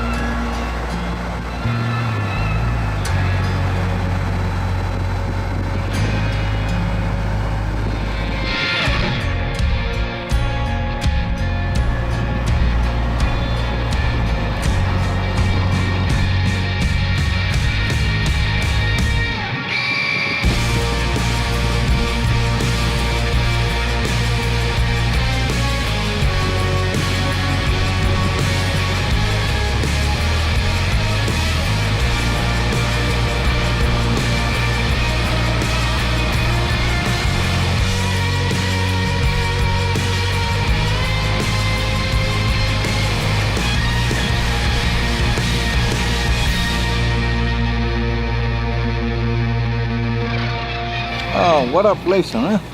Unbelievable.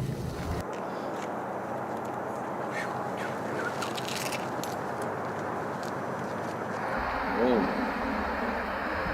If it was India, they would have said these are 5 Panchapandavas sitting there. What, camera people? You want to go to the arches right now or we do it tomorrow morning? Tomorrow morning for sure. I will just ride to the top and come, whoever wants to can come. Photography, not a must, if you want to, you can, otherwise we'll do it tomorrow anyway.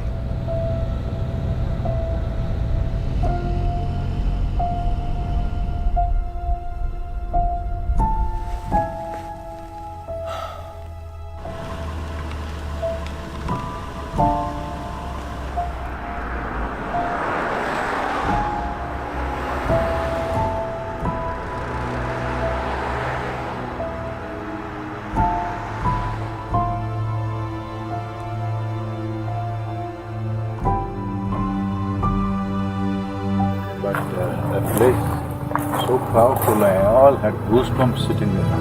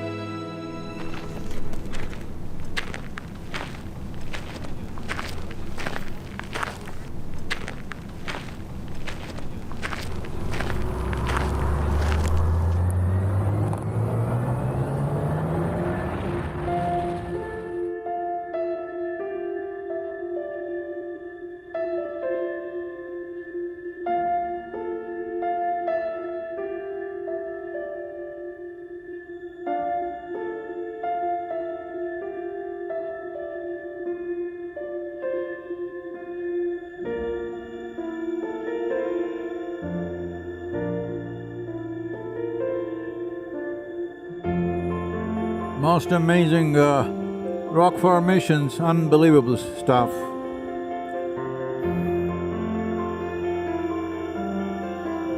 Wow! I don't know if cameras can ever do justice to these rocks. They're too incredible and too many. And they tell me beneath this there could be 1,000 feet or depth of 1,000 feet of salt. Can you believe that?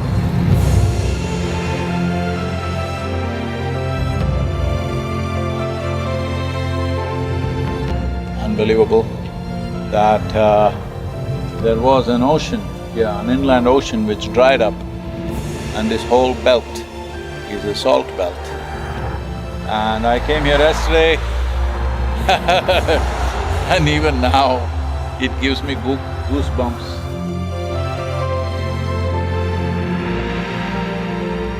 I'm still yet to sit down somewhere, if there is some shade out here with eyes closed, and figure out what is it that it's doing to my body.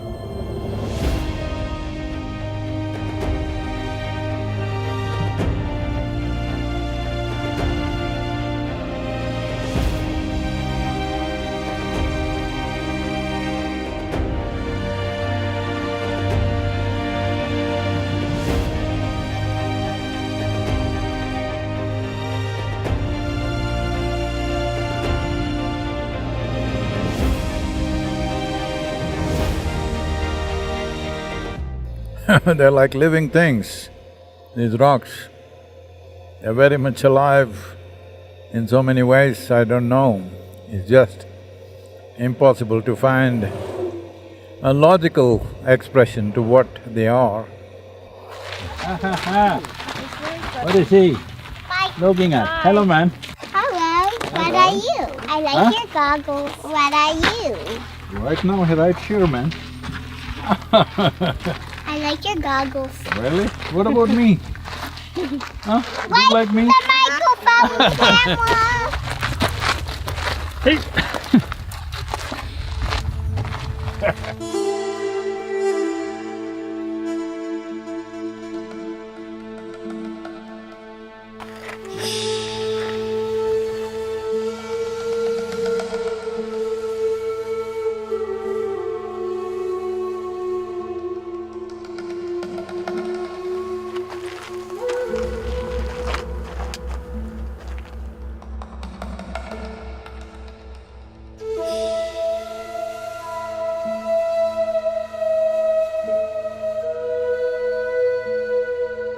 Okay, let's go to the balancing rock right now.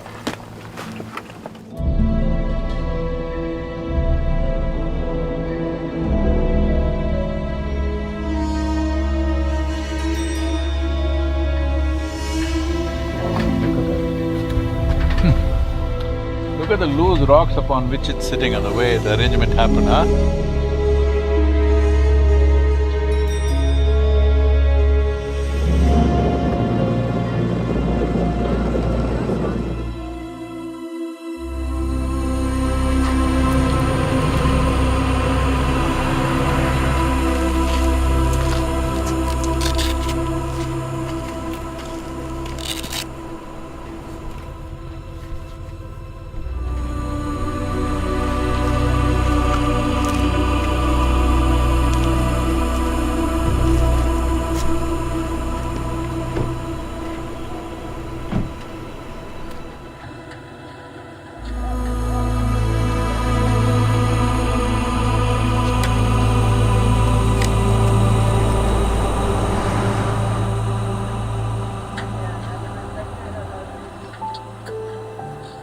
Confounded.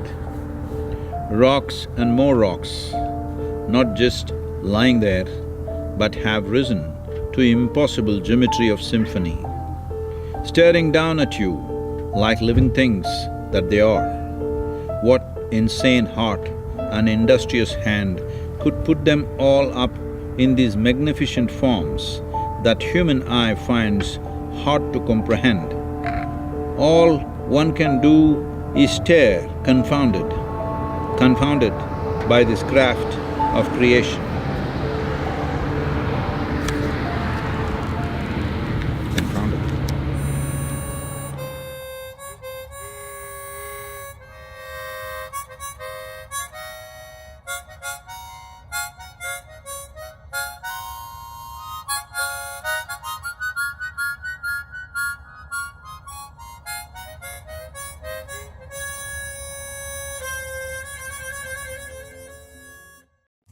போடு மேலே வரைக்கும் இருக்குல்ல போடுப்பா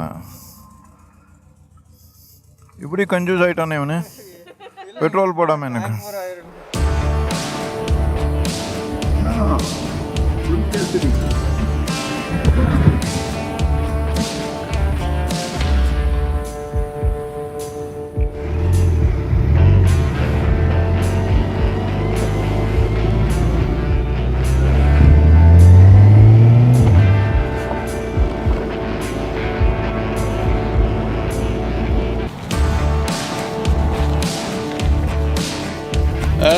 our generation, who has not heard about Butch Cassidy and the Sundance Kid?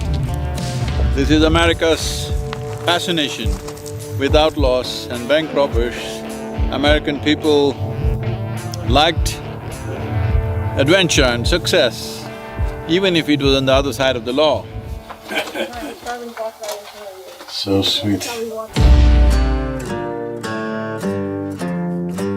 But we are here at Butch Cassidy's home. Can you beat this?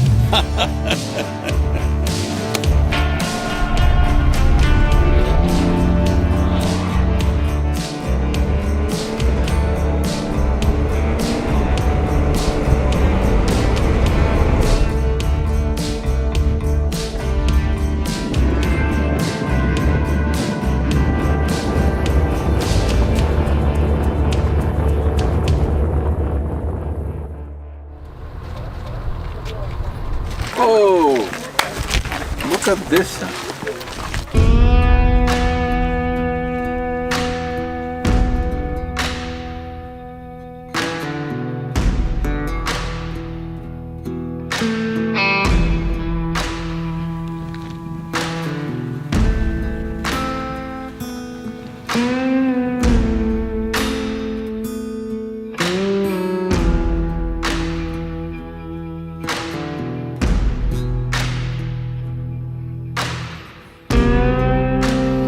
In the legend, it is believed that certain energies which would show themselves in human forms and create certain kind of negative acts were cursed to become rocks, or they were turned into stone. Not actually human beings, but those who were taking human forms to cause certain amount of disturbance or evil to people were turned into stones. That is the legend, that's the belief.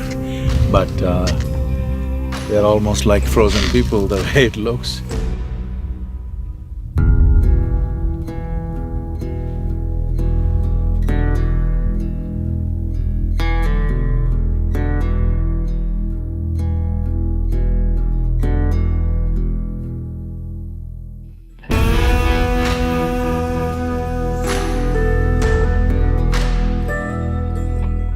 Look at those structures, how they are. It's almost like you can see any number of Indian temples which are structured just about like this, maybe little more wider base because we want to use the space inside.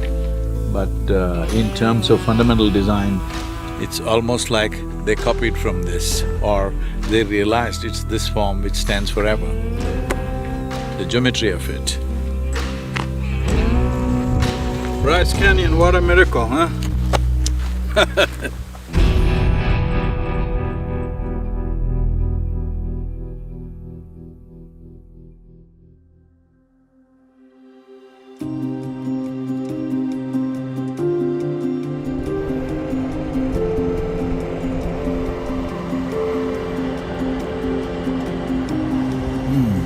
think we are entering the Zion National Park. Oh, this is a completely different kind of formation than what we have seen till now.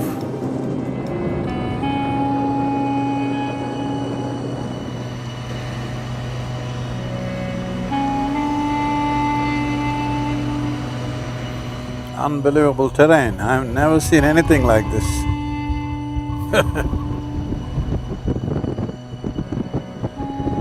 This is almost like shaved by somebody, you know, like chiseled and shaved. Whoa!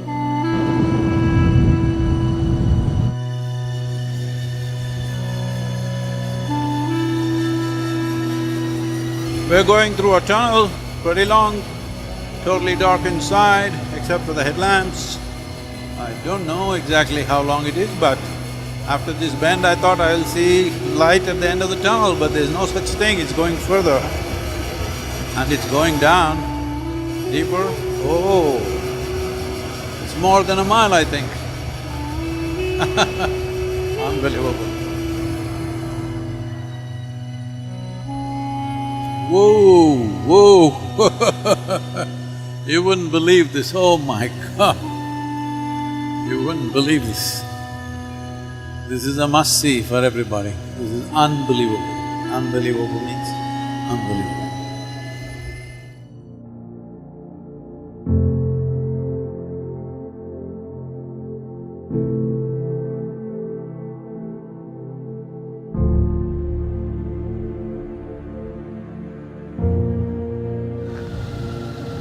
I've seen all kinds of terrain on this planet, but never ever imagined anything like this. Look at this one. There's some which look like been cut like a burpee or a pizza like that, they've been cut as if by human hand.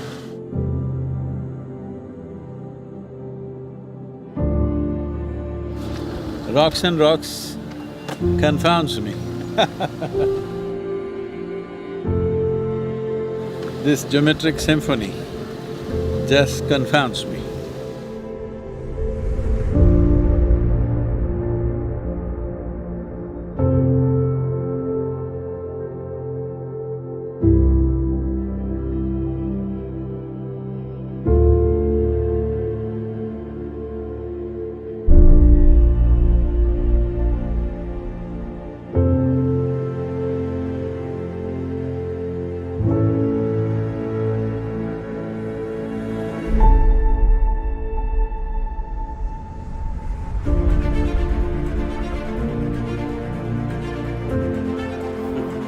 They're just following that crack,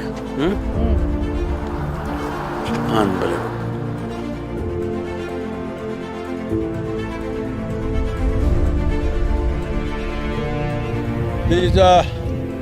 These tremendous structures of nature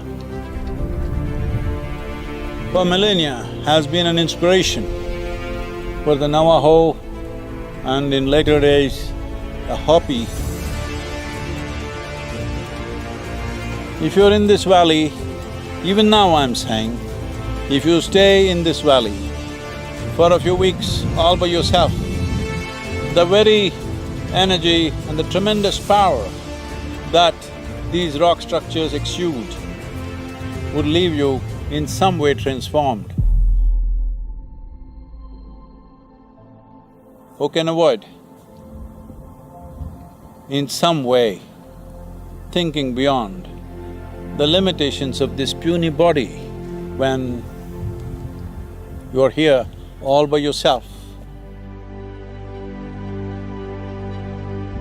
Thanks to everybody who's managing and maintaining this place in as much pristine condition as it's possible for today's world.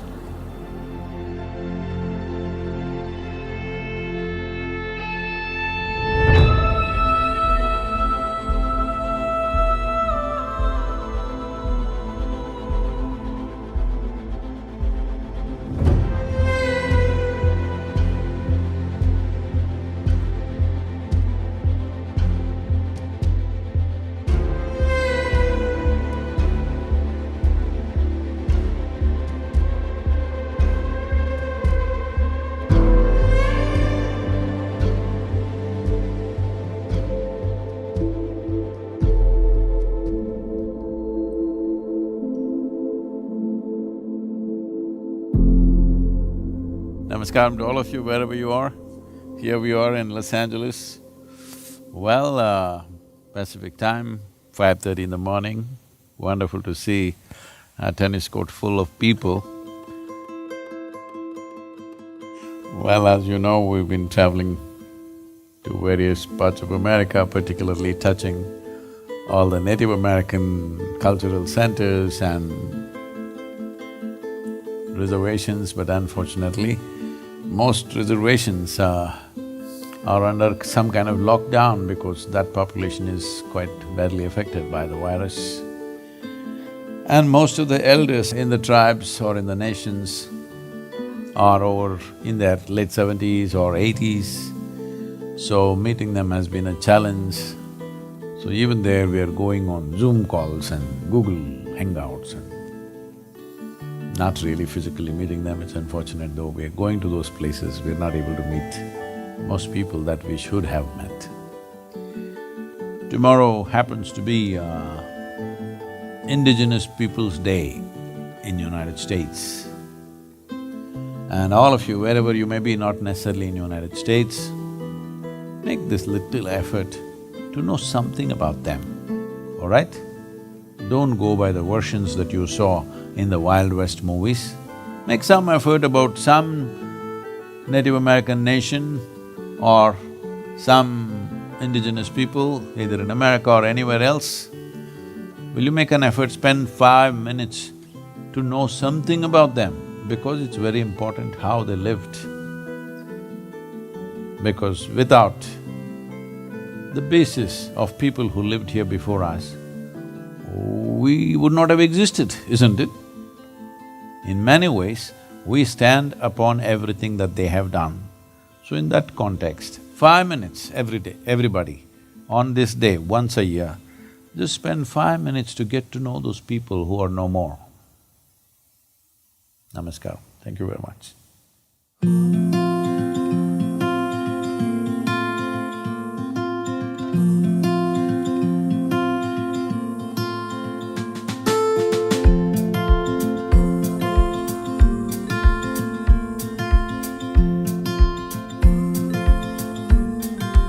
Without further ado, I just want to say thank you all. Within 72 hours, we were able to pull off this gathering of incredible influencers, incredible power players, people who are really on the path. And it's truly a privilege to have Sadhguru here with us today, so.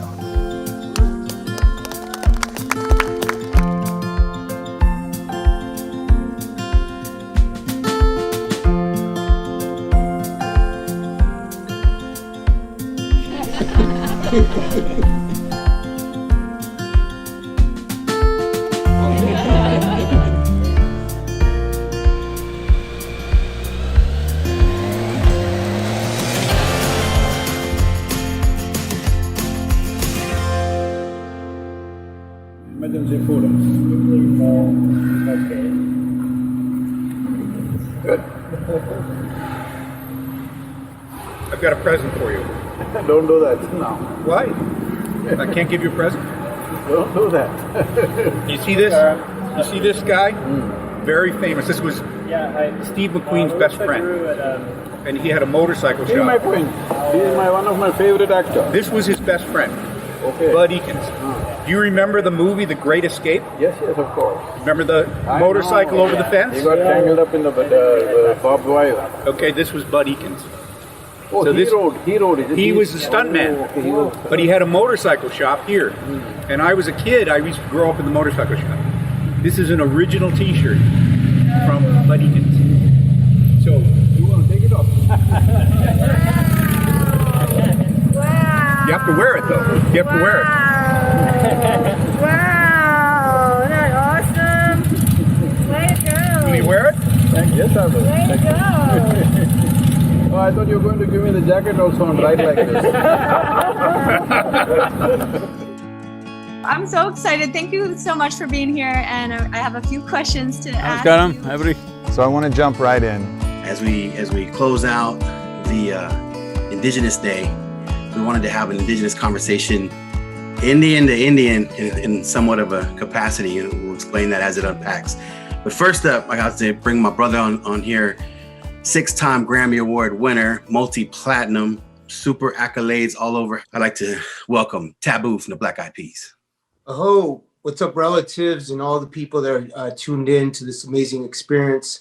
First of all, I want to take time to thank Sadhguru and his team for making this possible. Marcus, MC1, thank you for moderating and being part of this. You know, it's been a blessing to be able to be a voice to Indigenous communities.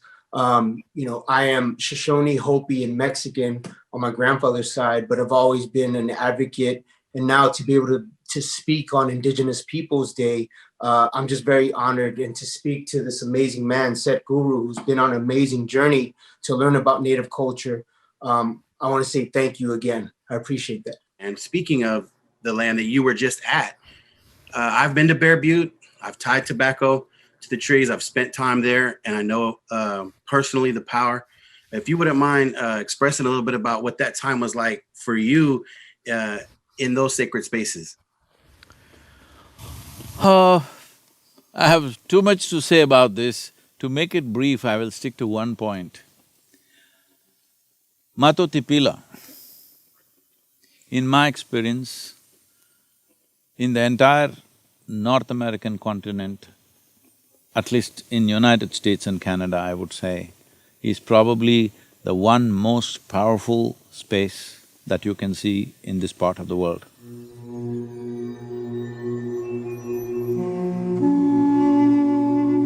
I was there on the full moon night in Matotipila. It was explosive dimension of Vishuddhi or the throat center.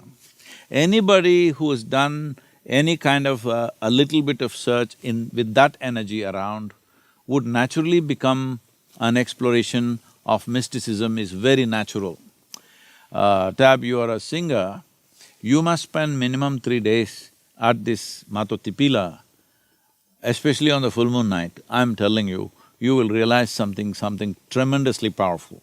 Anybody who realizes or opens up the throat center, their ability to connect with life. I'm saying when I say connect with life, you can touch beyond your physical reach, literally touch. This Matotipila is a must for every indigenous person, it's a must, whether they go there physically or otherwise, they must connect with this. This is where the power is. The basis of your culture in some way energetically is here. And with connecting with that could also be the liberation for the future. Love you guys.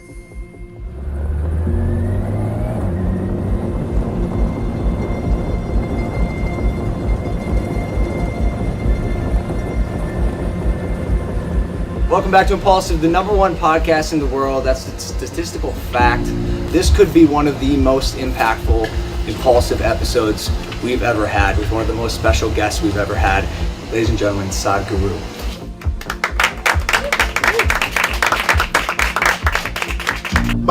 I guess my question is, who am I, right? How do you know? Is that a shortcoming of humanity? Mind-altering drugs. What happens when you die?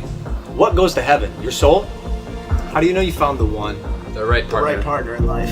Sadhguru, thank you for blessing us with your wisdom today. Can we get a round of applause? Woo! My maid, Maria, found out you were coming.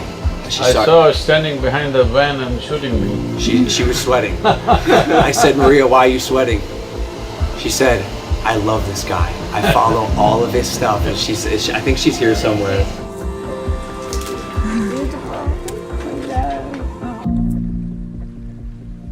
We're here tonight. Sadhguru is in town. I've been following him for a while. He wrote a wonderful book called Inner Engineering. I wanted my family to meet spiritual people, to start interacting with people who are not hooked on the material world. I'm in my feelings now.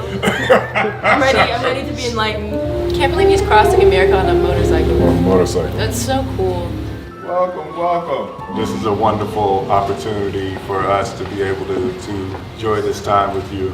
In any area of life, those who are most successful are always the most miserable people because they thought they got to the top of the world. And the top of the world doesn't feel like top of the world. What happened yesterday, they're suffering today. Are you suffering life or your memory? You're just suffering your memory. What may happen day after tomorrow, you already suffer. You're suffering your imagination. A vivid sense of memory and a fantastic sense of imagination. This is what makes us who we are, isn't it? Still and wait for din to settle and silence to blossom. When I sing that song, will you be or busy? Sadhguru. Yeah. You be Sadhguru. You're suffering your perception of all of those things. You're suffering how you You're think a bad director of your own drama. Yes, exactly. You stay wonderful. You never give up your wonderfulness. Do not surrender your wonderfulness no matter who the hell does what. Yes. Let them do whatever. It's true. Lights are on. Sadhguru is now entering beast mode. He's sliding into beast mode. Right now, he's got to watch out. Don't crash. Do not fall. Do not break anything. The world awaits Sadhguru's next move. And ladies and gentlemen, he's off. and he's gone. Sadhguru, ladies and gentlemen. Sadhguru. Sadhguru.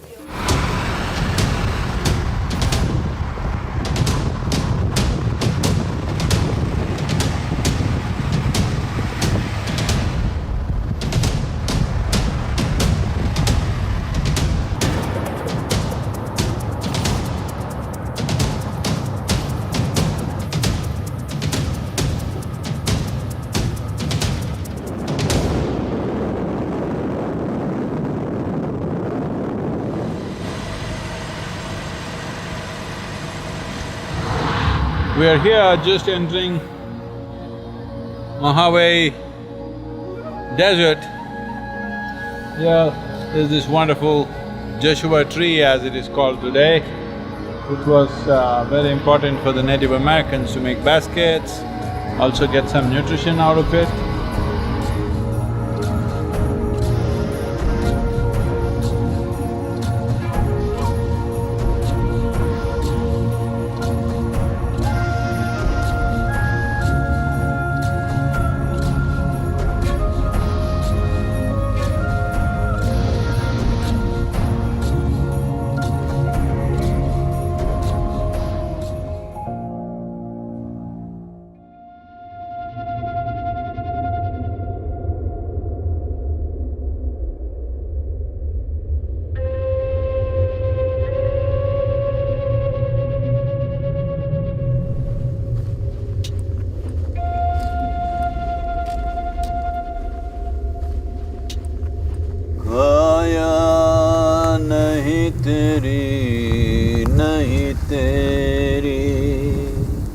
मत कर मेरी मेरी काया नहीं तेरी नहीं तेरी।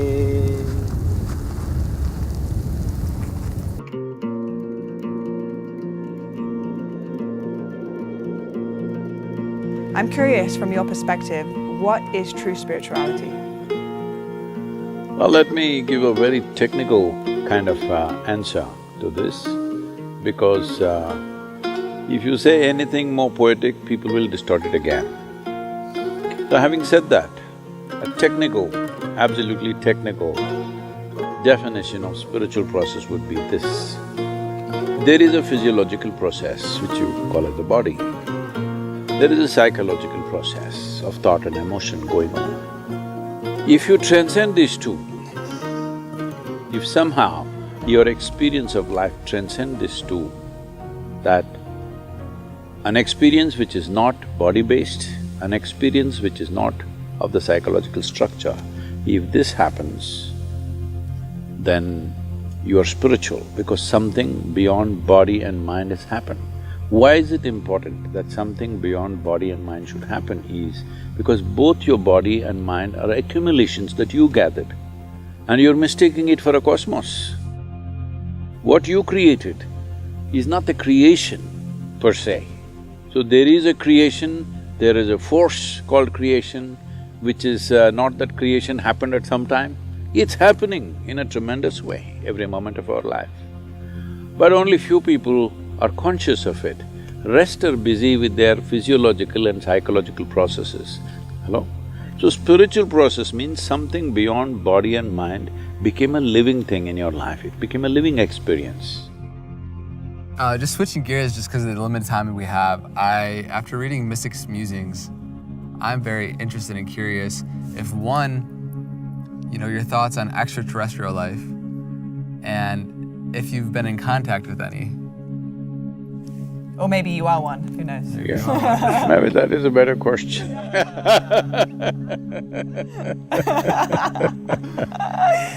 Well, I have a reputation of being very logically correct, which is important in this world today, though it's quite silly and limiting. So I don't want to destroy that reputation on your show for myself, but if you want to explore such things, we have just now recently created what's called an exclusive, Sadhguru exclusive.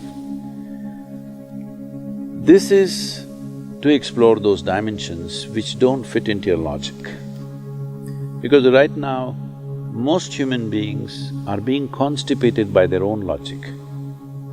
Logic is a wonderful thing to survive, to understand the physical nature. Two polarities are needed for logic, otherwise there's no logic. But there are dimensions which don't belong to these polarities. Those dimensions cannot be explored in a logical way. If you're really keen on these things, then you must come, we'll put you through the works.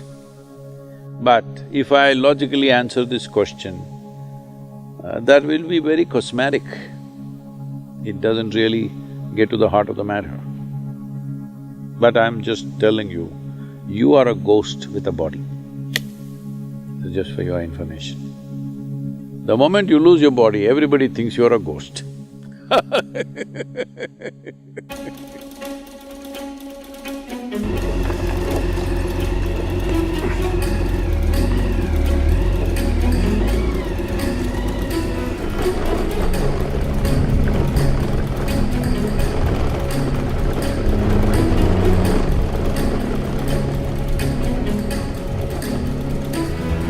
So Mojave Desert, here you see some unique rock structures, very different.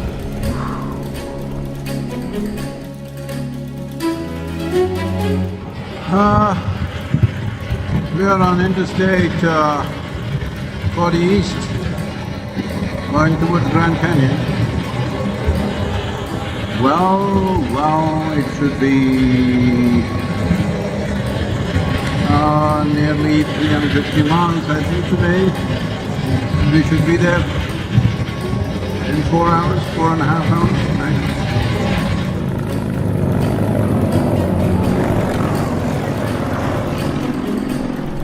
Just entered Arizona in the Mojave Desert and just stopped for a few minutes to hydrate ourselves. But here I am, my speedometer reading 6666, 4 sixes. Don't think I'm the devil, 1 6 more than the devil, so must be the divine. Got me wrong, huh?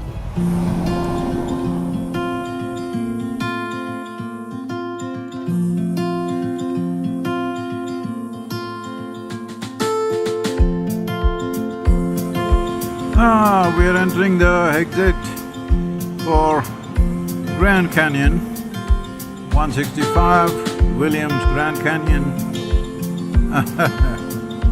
What a magnificent place it is, but we are a bit late for the sunset.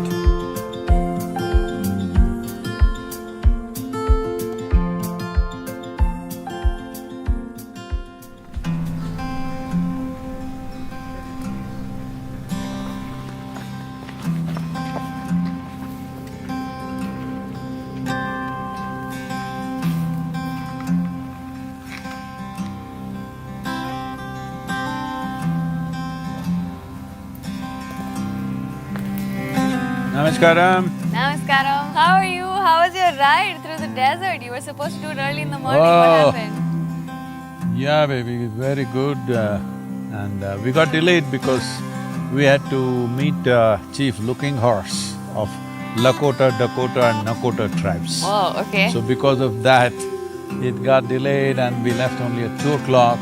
So when really the heat was at its best, we were on the road. But anyway, we had a fantastic ride. The highway was beautiful and there was a lot of truck traffic. Still, the ride was absolutely fantastic terrain. So we got here yesterday evening, we wanted to come here for sunset, but we got here a little late. So today night also we are staying here at the Grand Canyon. We're just outside the national park right now for this shoot. Then moving to Sedona tomorrow. Oh, really? But does the Grand Canyon have any significance for them? Yes, for certain tribes, it is held as a very sacred place. And I think wherever they were, if they found certain canyons or mountains or whatever, they identified that is the source of their birth. So this is also source of their origin for certain tribes. Okay, well, I'll catch up with you in Sedona. Okay, baby. If I'm covered with red dust, don't think I've become a red Indian. I'm still a same brown-black Indian, all right? We'll recognize you by your new red beard. That'll happen by the time I reach there. Okay, baby. Bye. Bye. We'll see you. Namaskaram.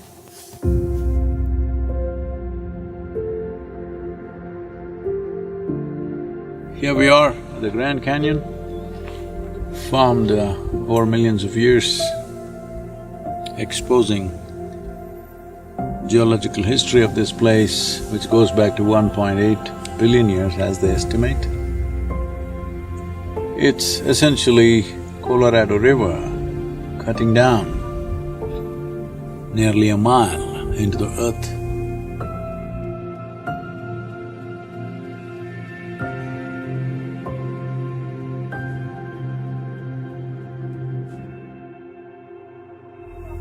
Can you imagine this? Colorado was flowing here and now it's down there, a mile down into the earth. That's a kind of change that is happening on the planet at various levels. In our little lifespan, we may not notice these things, but here is a living proof of what kind of earth moving happens over a million years or so. It's absolutely incredible, unimaginable.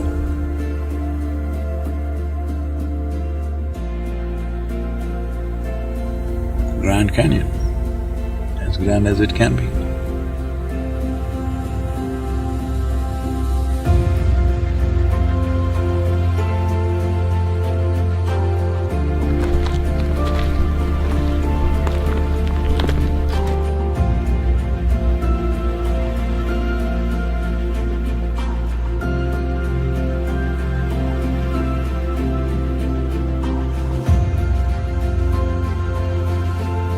Let's go to Rudraksha.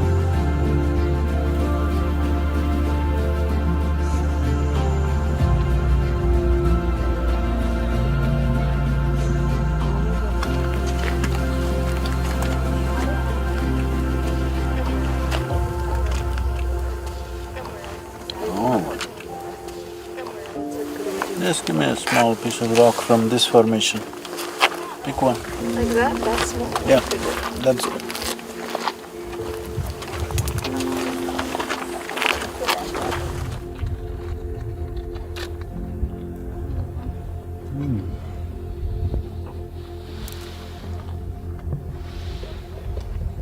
But Jennifer and Natalie, Jennifer, leave your camera with somebody. Both of you go down there. This is rolling. Just close your eyes and see if you can take off your survive without the hats. Back to back. Close your eyes, keep your hands open and just sit down.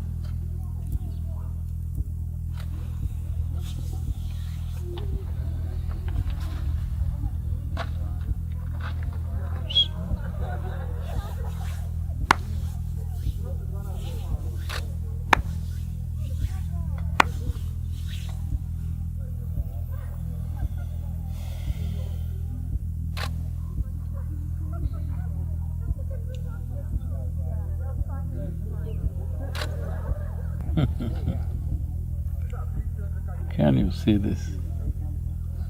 Huh? All this time it was going round and round. Can you see this now?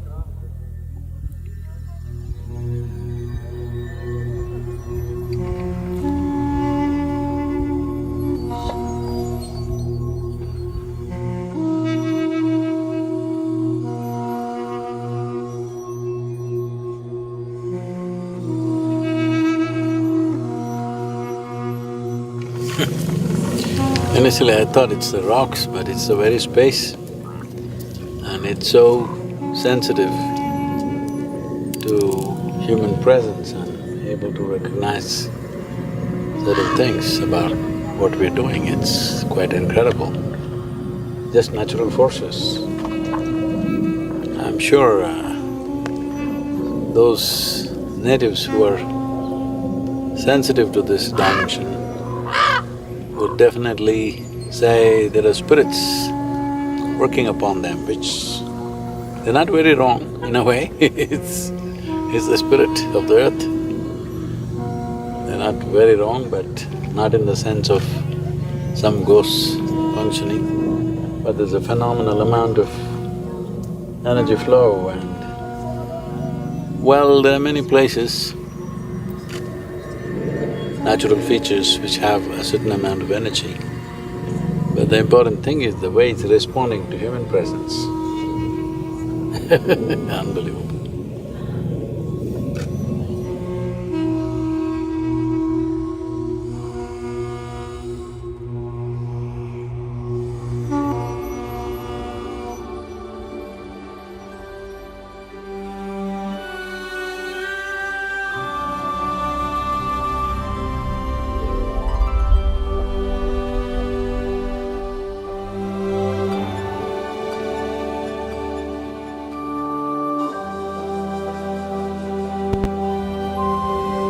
Leaving the Grand Canyon National Park towards Sedona. Maybe a little over 2 hour ride. And we have about 3 meetings with Native American people.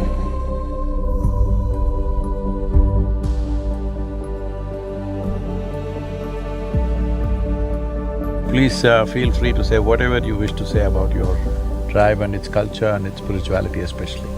Hopi means peaceful. Peaceful.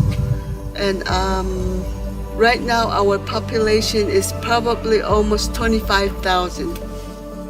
And I was born and raised on the Hopi reservation.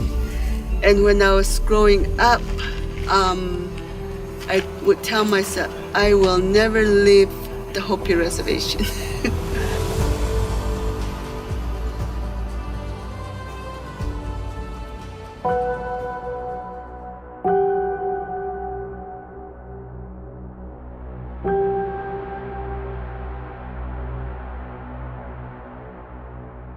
I am Havasupai, and Havasupai literally translates into the people of the blue-green waters.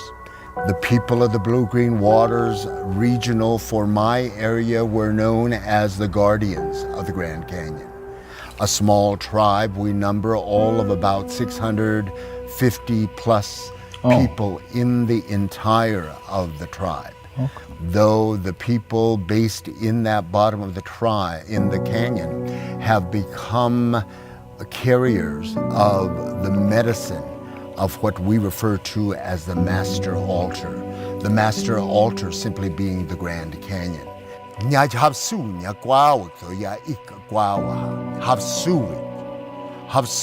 wheel wayoha, matab of soitka, niva matanya chitichu, uk tegeg, wichaka. That's just a sample of how our language flows. But it's not important that we understand the exact words of what is said. It is important that with all languages of how we impart that through our oratory is what's going to be taken in by the vibrational frequency embrace of that heart that is within us. Let me hear the sounds from the bottom of the Grand Canyon.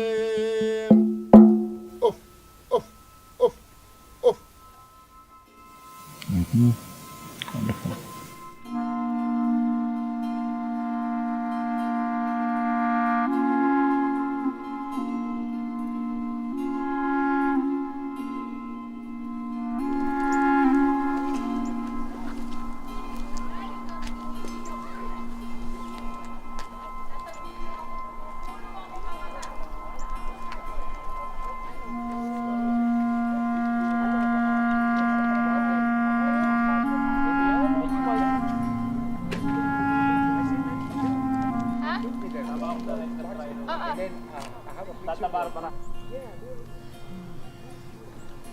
Sadhguru, it's me, Mike, and good luck with your motorcycle tour across America.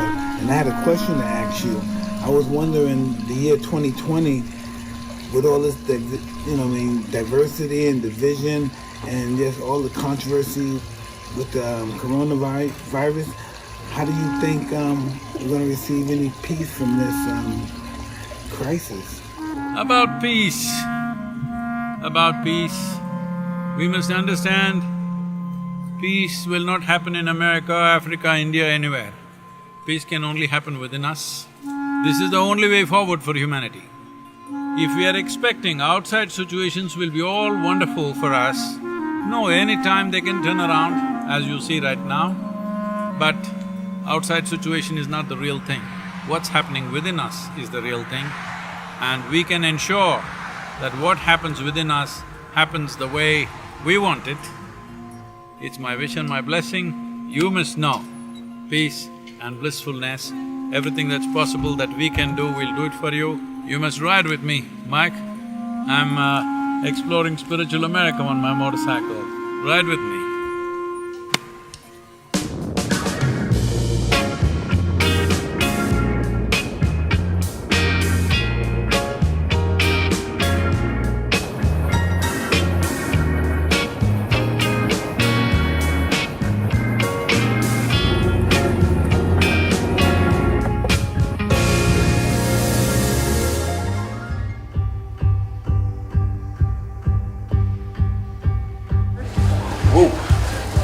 So this is your wedding ring?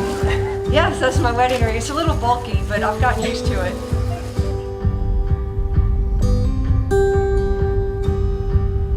What happened? What'd you do? She fell down. Oh my. Here is a crater formed by a meteorite. Millions of years old, just 150 foot. But look at the size of the crater it created, just the velocity, what it can do. This is why I said, don't go beyond speed limit, because what velocity can do, you know?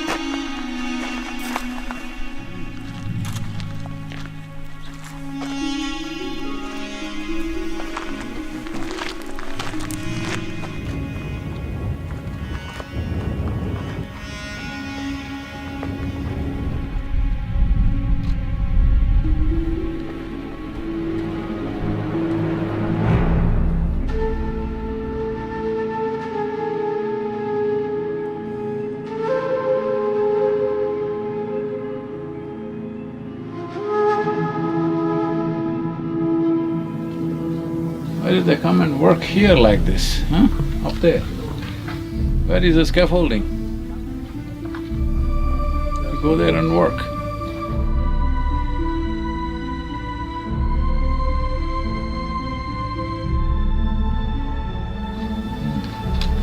See, what is that? A circle, do you see that one? Dotted circle.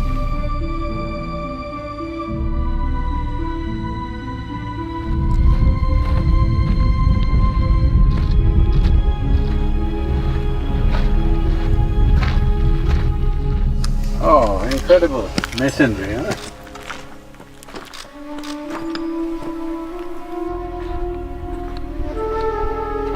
This is absolutely amazing that in the middle of nowhere, they built this enormous structures all over and they built roads, which we're not seeing here now, but They built roads 30 feet wide, actually road systems up to 400 miles, straight as an arrow.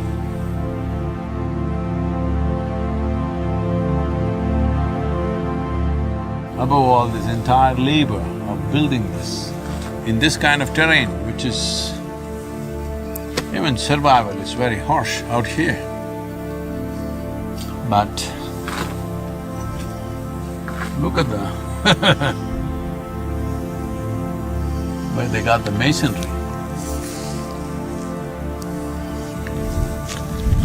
In the middle of nowhere. How can you say you understand human beings? This is what they do.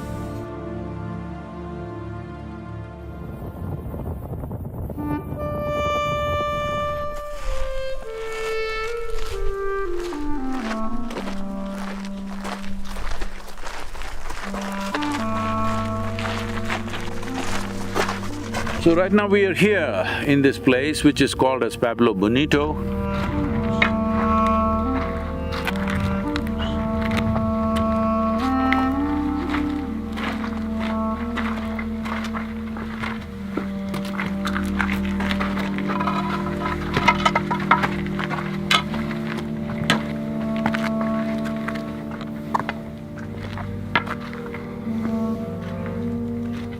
"12-mile long and a mile wide, Chaco Canyon was a major center of flourishing civilization between 900 AD and 1200 AD. What you see here is just a little bit of what's remaining. This was not necessarily largely a residential complex, this was more a ritual practice, this is more a religious complex or a spiritual complex or an occult complex. You must understand this, 250 years and a humongous amount of labor of cutting stone, building this, carrying the timber, bringing it here, creating water places, all this for the inner dimension of the human being. 1,000 years ago, people had the wisdom and the strength and the determination to do this. Well, these are the kivas that we are seeing here. These are round structures of different sizes, some of them large enough to hold 400 people for a ceremony or a ritual.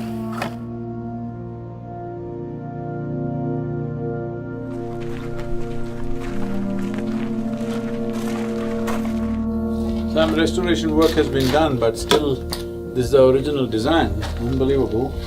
Whenever we build anything meditative, we always want to go into the earth, and initially I will say 12 feet, then our architects will come and present their problems and say 6 feet, then our construction team will come and present more problems of drainage and ventilation, then we will settle for 4.5 feet.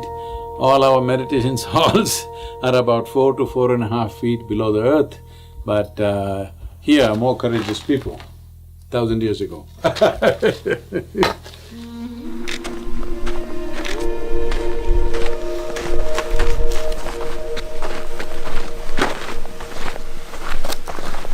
When we were in Grand Canyon, we saw one thing. Just with human presence, with a certain level of awareness, suddenly a certain movement of energy, north-south alignment was happening. I'm just wondering, either by observation they arrived at it or by their own energies they arrived at it. We can check it out right now. Somebody give me either a copper chain or a Rudraksh. Yeah.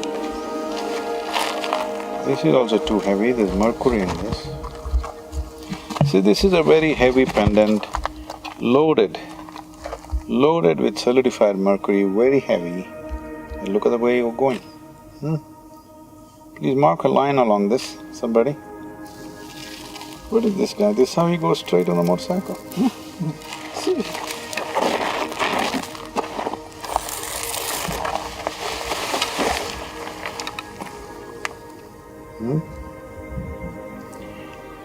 You want to sit here, somebody?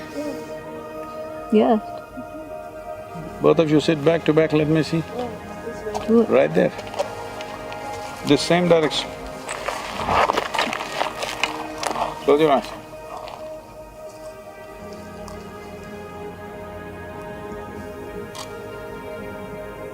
What's this, huh? Can you see this?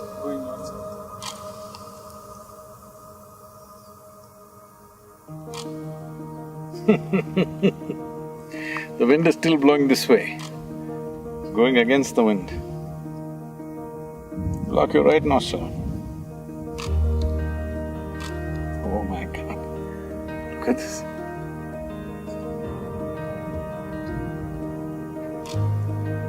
Well, of course, people will say it is the wind, but if wind moved it, it should be moving it this way. This is where the wind is blowing, but it's moving this way.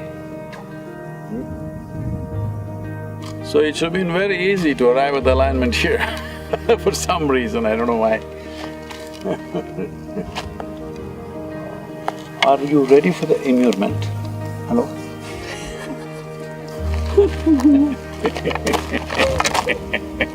Come on, get up now.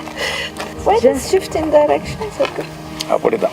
What, Apridana? Abhidana, that's how it is.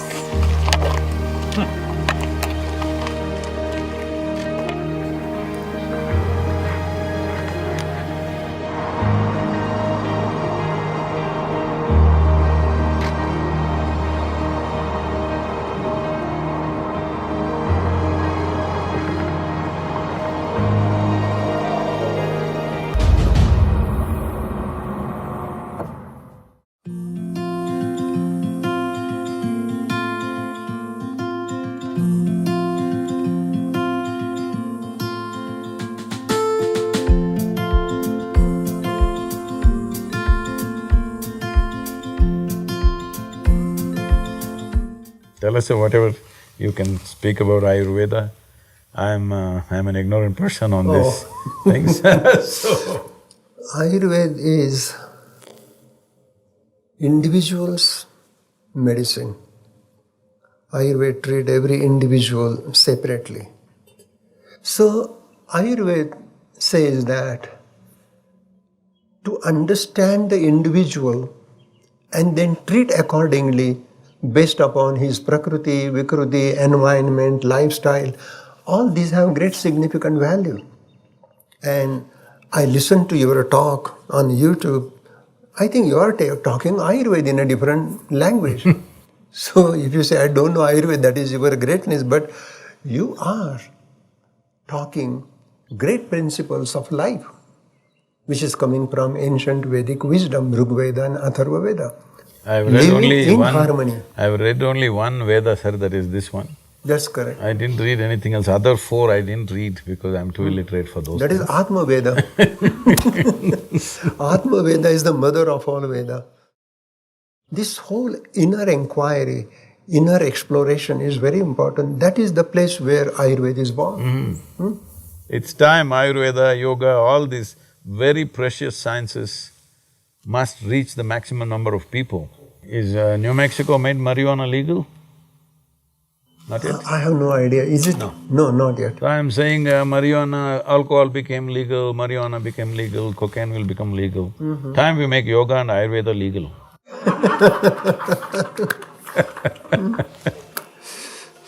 Thank you, sir. I don't want to take too much of your time. Yeah. Thank you.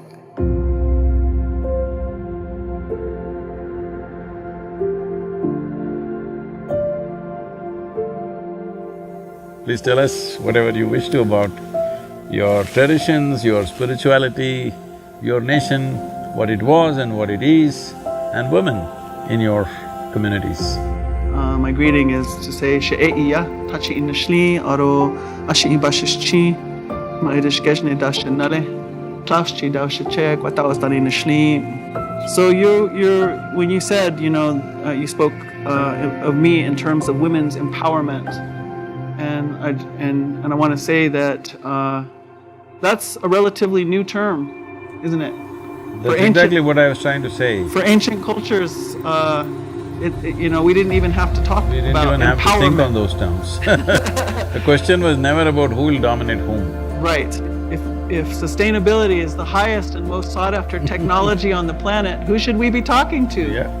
We should be talking to those peoples who've known how to live in one place for 1,000 years, 5,000 years, 10,000 years, 20,000 years. They're finding evidence now of us 40,000 years. So, you know, those people that have lived in place that way in relative health, harmony, and happiness, they're actually the true scientists of sustainability.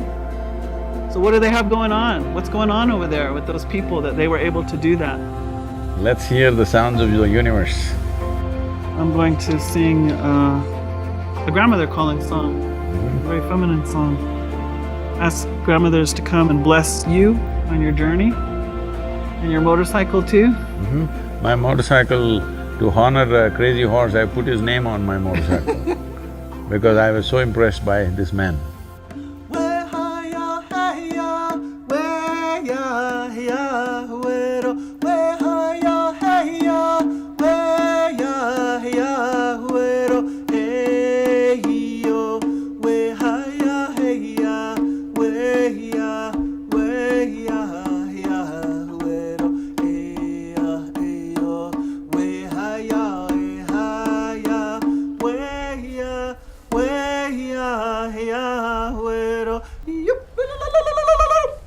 Thank you very much.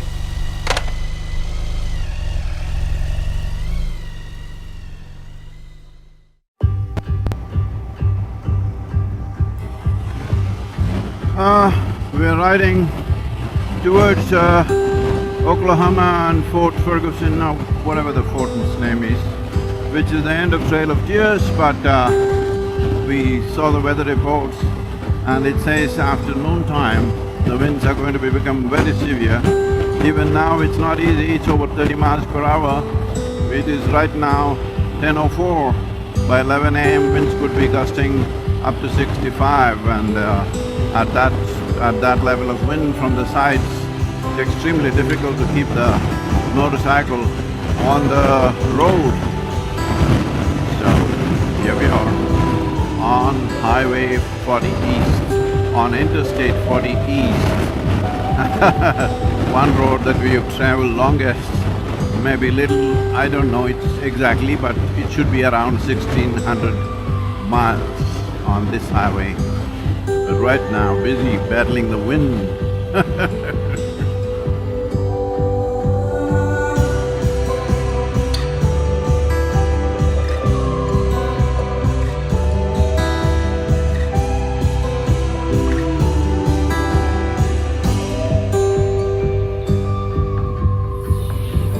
I'm getting cramps in my legs. Not enough water.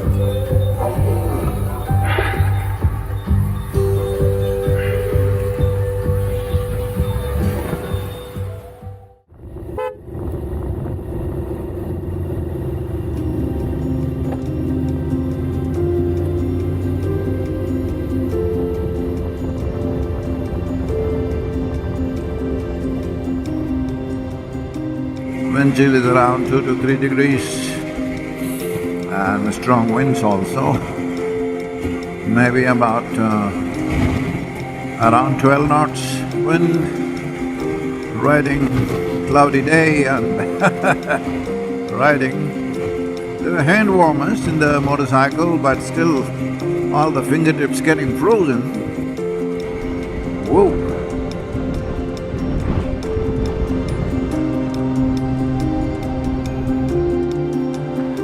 Here we are at Fort Gibson. This is in the movement towards the west. This was like the last frontier.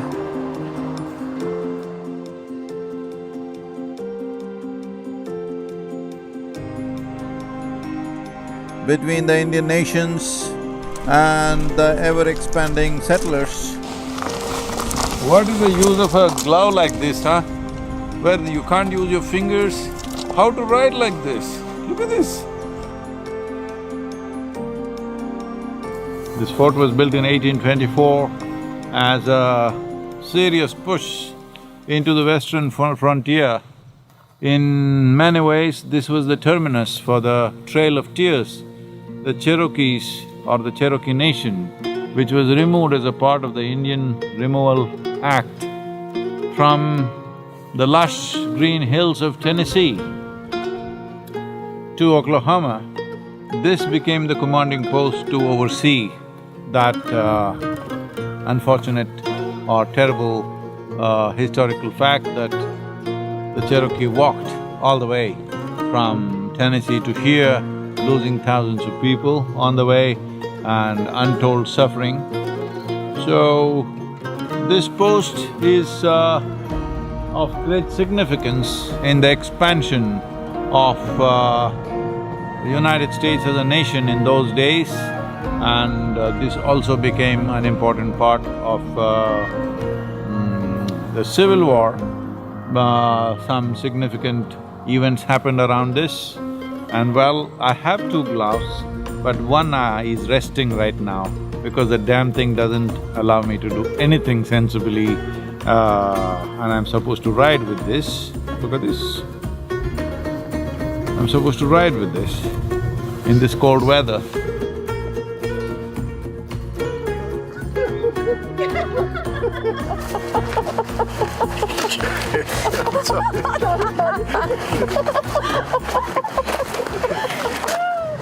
Hello, hello, hello.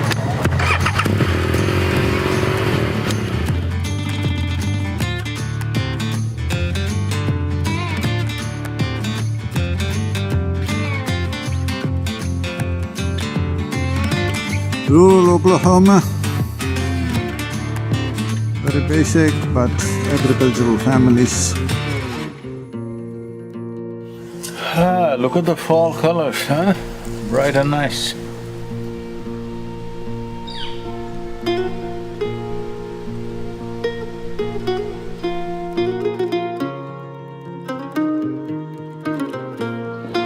I've never seen any Native Americans wearing a turban, isn't it?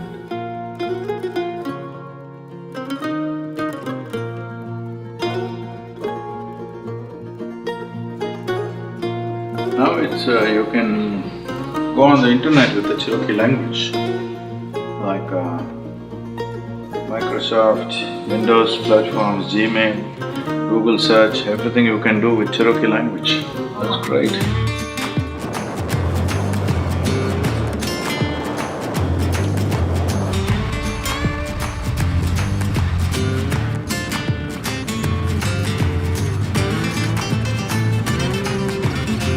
Entering Arkansas State, and then entering Tennessee. Continue on I-40 east for 65 miles. How's it been? You've been on the bike for what, almost 40 days now? I don't know, I was thinking of riding to India, but then they told me there are no Well, roads. there's some oceans in between, maybe that might pose a problem. Riding across India and riding across the US, how is it from a bike perspective?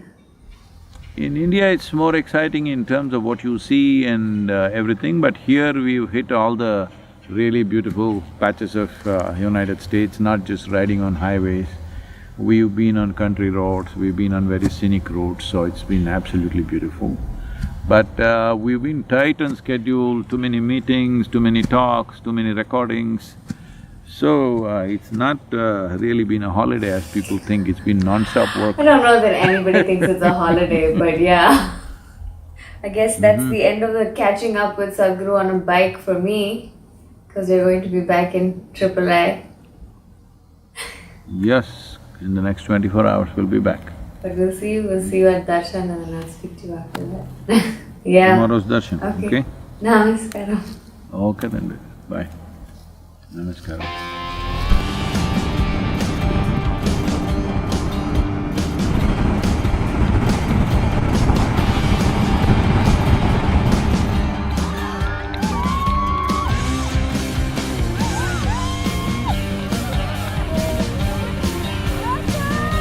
Oh.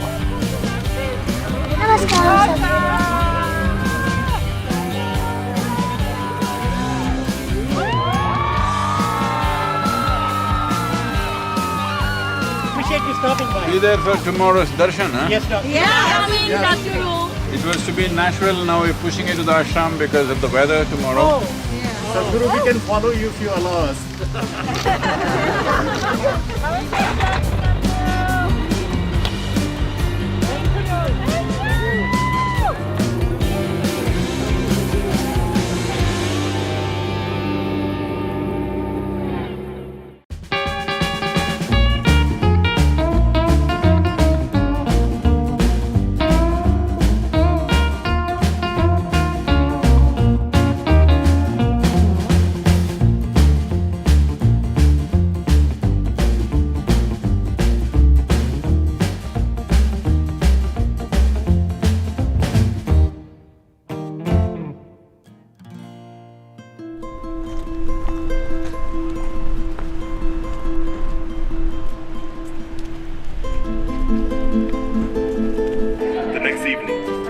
shot and killed on the balcony of the Lorraine Motel.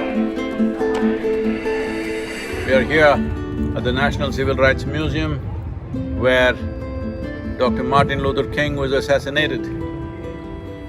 This has been the unfortunate reality of this world, that people who stand up for what really matters, people who stand up for humanity, unfortunately end this way till now.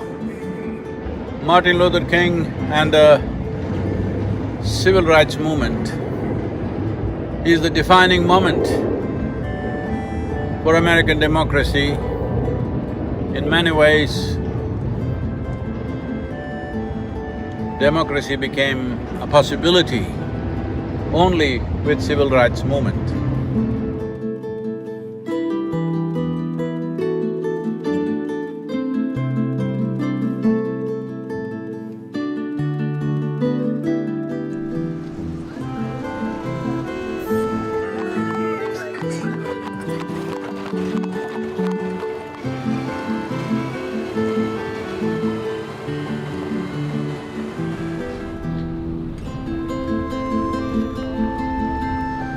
We're here on the Beale Street.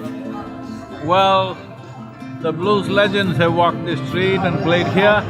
Above all, my favorite blues star, B.B. King, and even Magic Slim have played here. It's great to be here.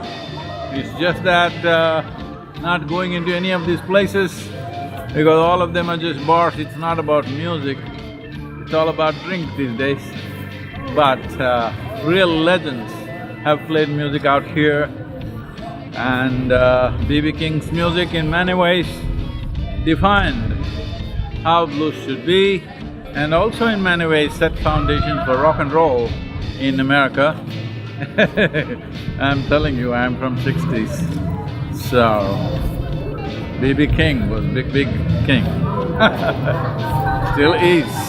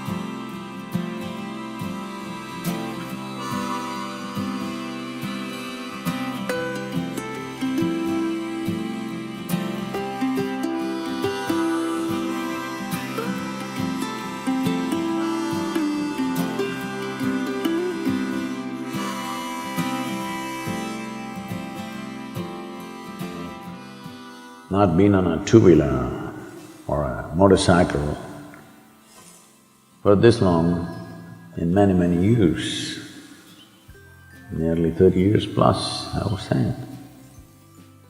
In between we have ridden a little bit here and there, 1 day, 2 days, 3 days, but not like this. Just a few 100 miles short of 10,000 miles. Well, first of all, our gratitude to all the Native American people who have cooperated and interacted with us, which is… much of it is yet to come. But I don't believe we can do justice to them for what they have been through, who they are, how long they've been here. Nearly 40,000 years they've been here. We cannot do justice to that, but I thought at least we must make them visible in the world, because right now they're quite invisible. Because in the rest of the world, maybe in America there is some knowledge about it, but in the rest of the world, Native American people means a bunch of young men who ride saddle-less, barebacked horses, scream all the time and shoot at anybody who comes their way and do terrible things.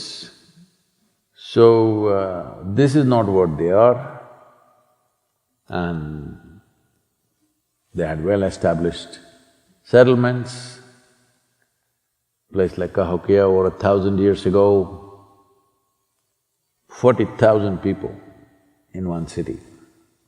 Just to give you a perspective, in the same period, in London, there were only 15,000 people population. Here, a Native American village had 40,000 people.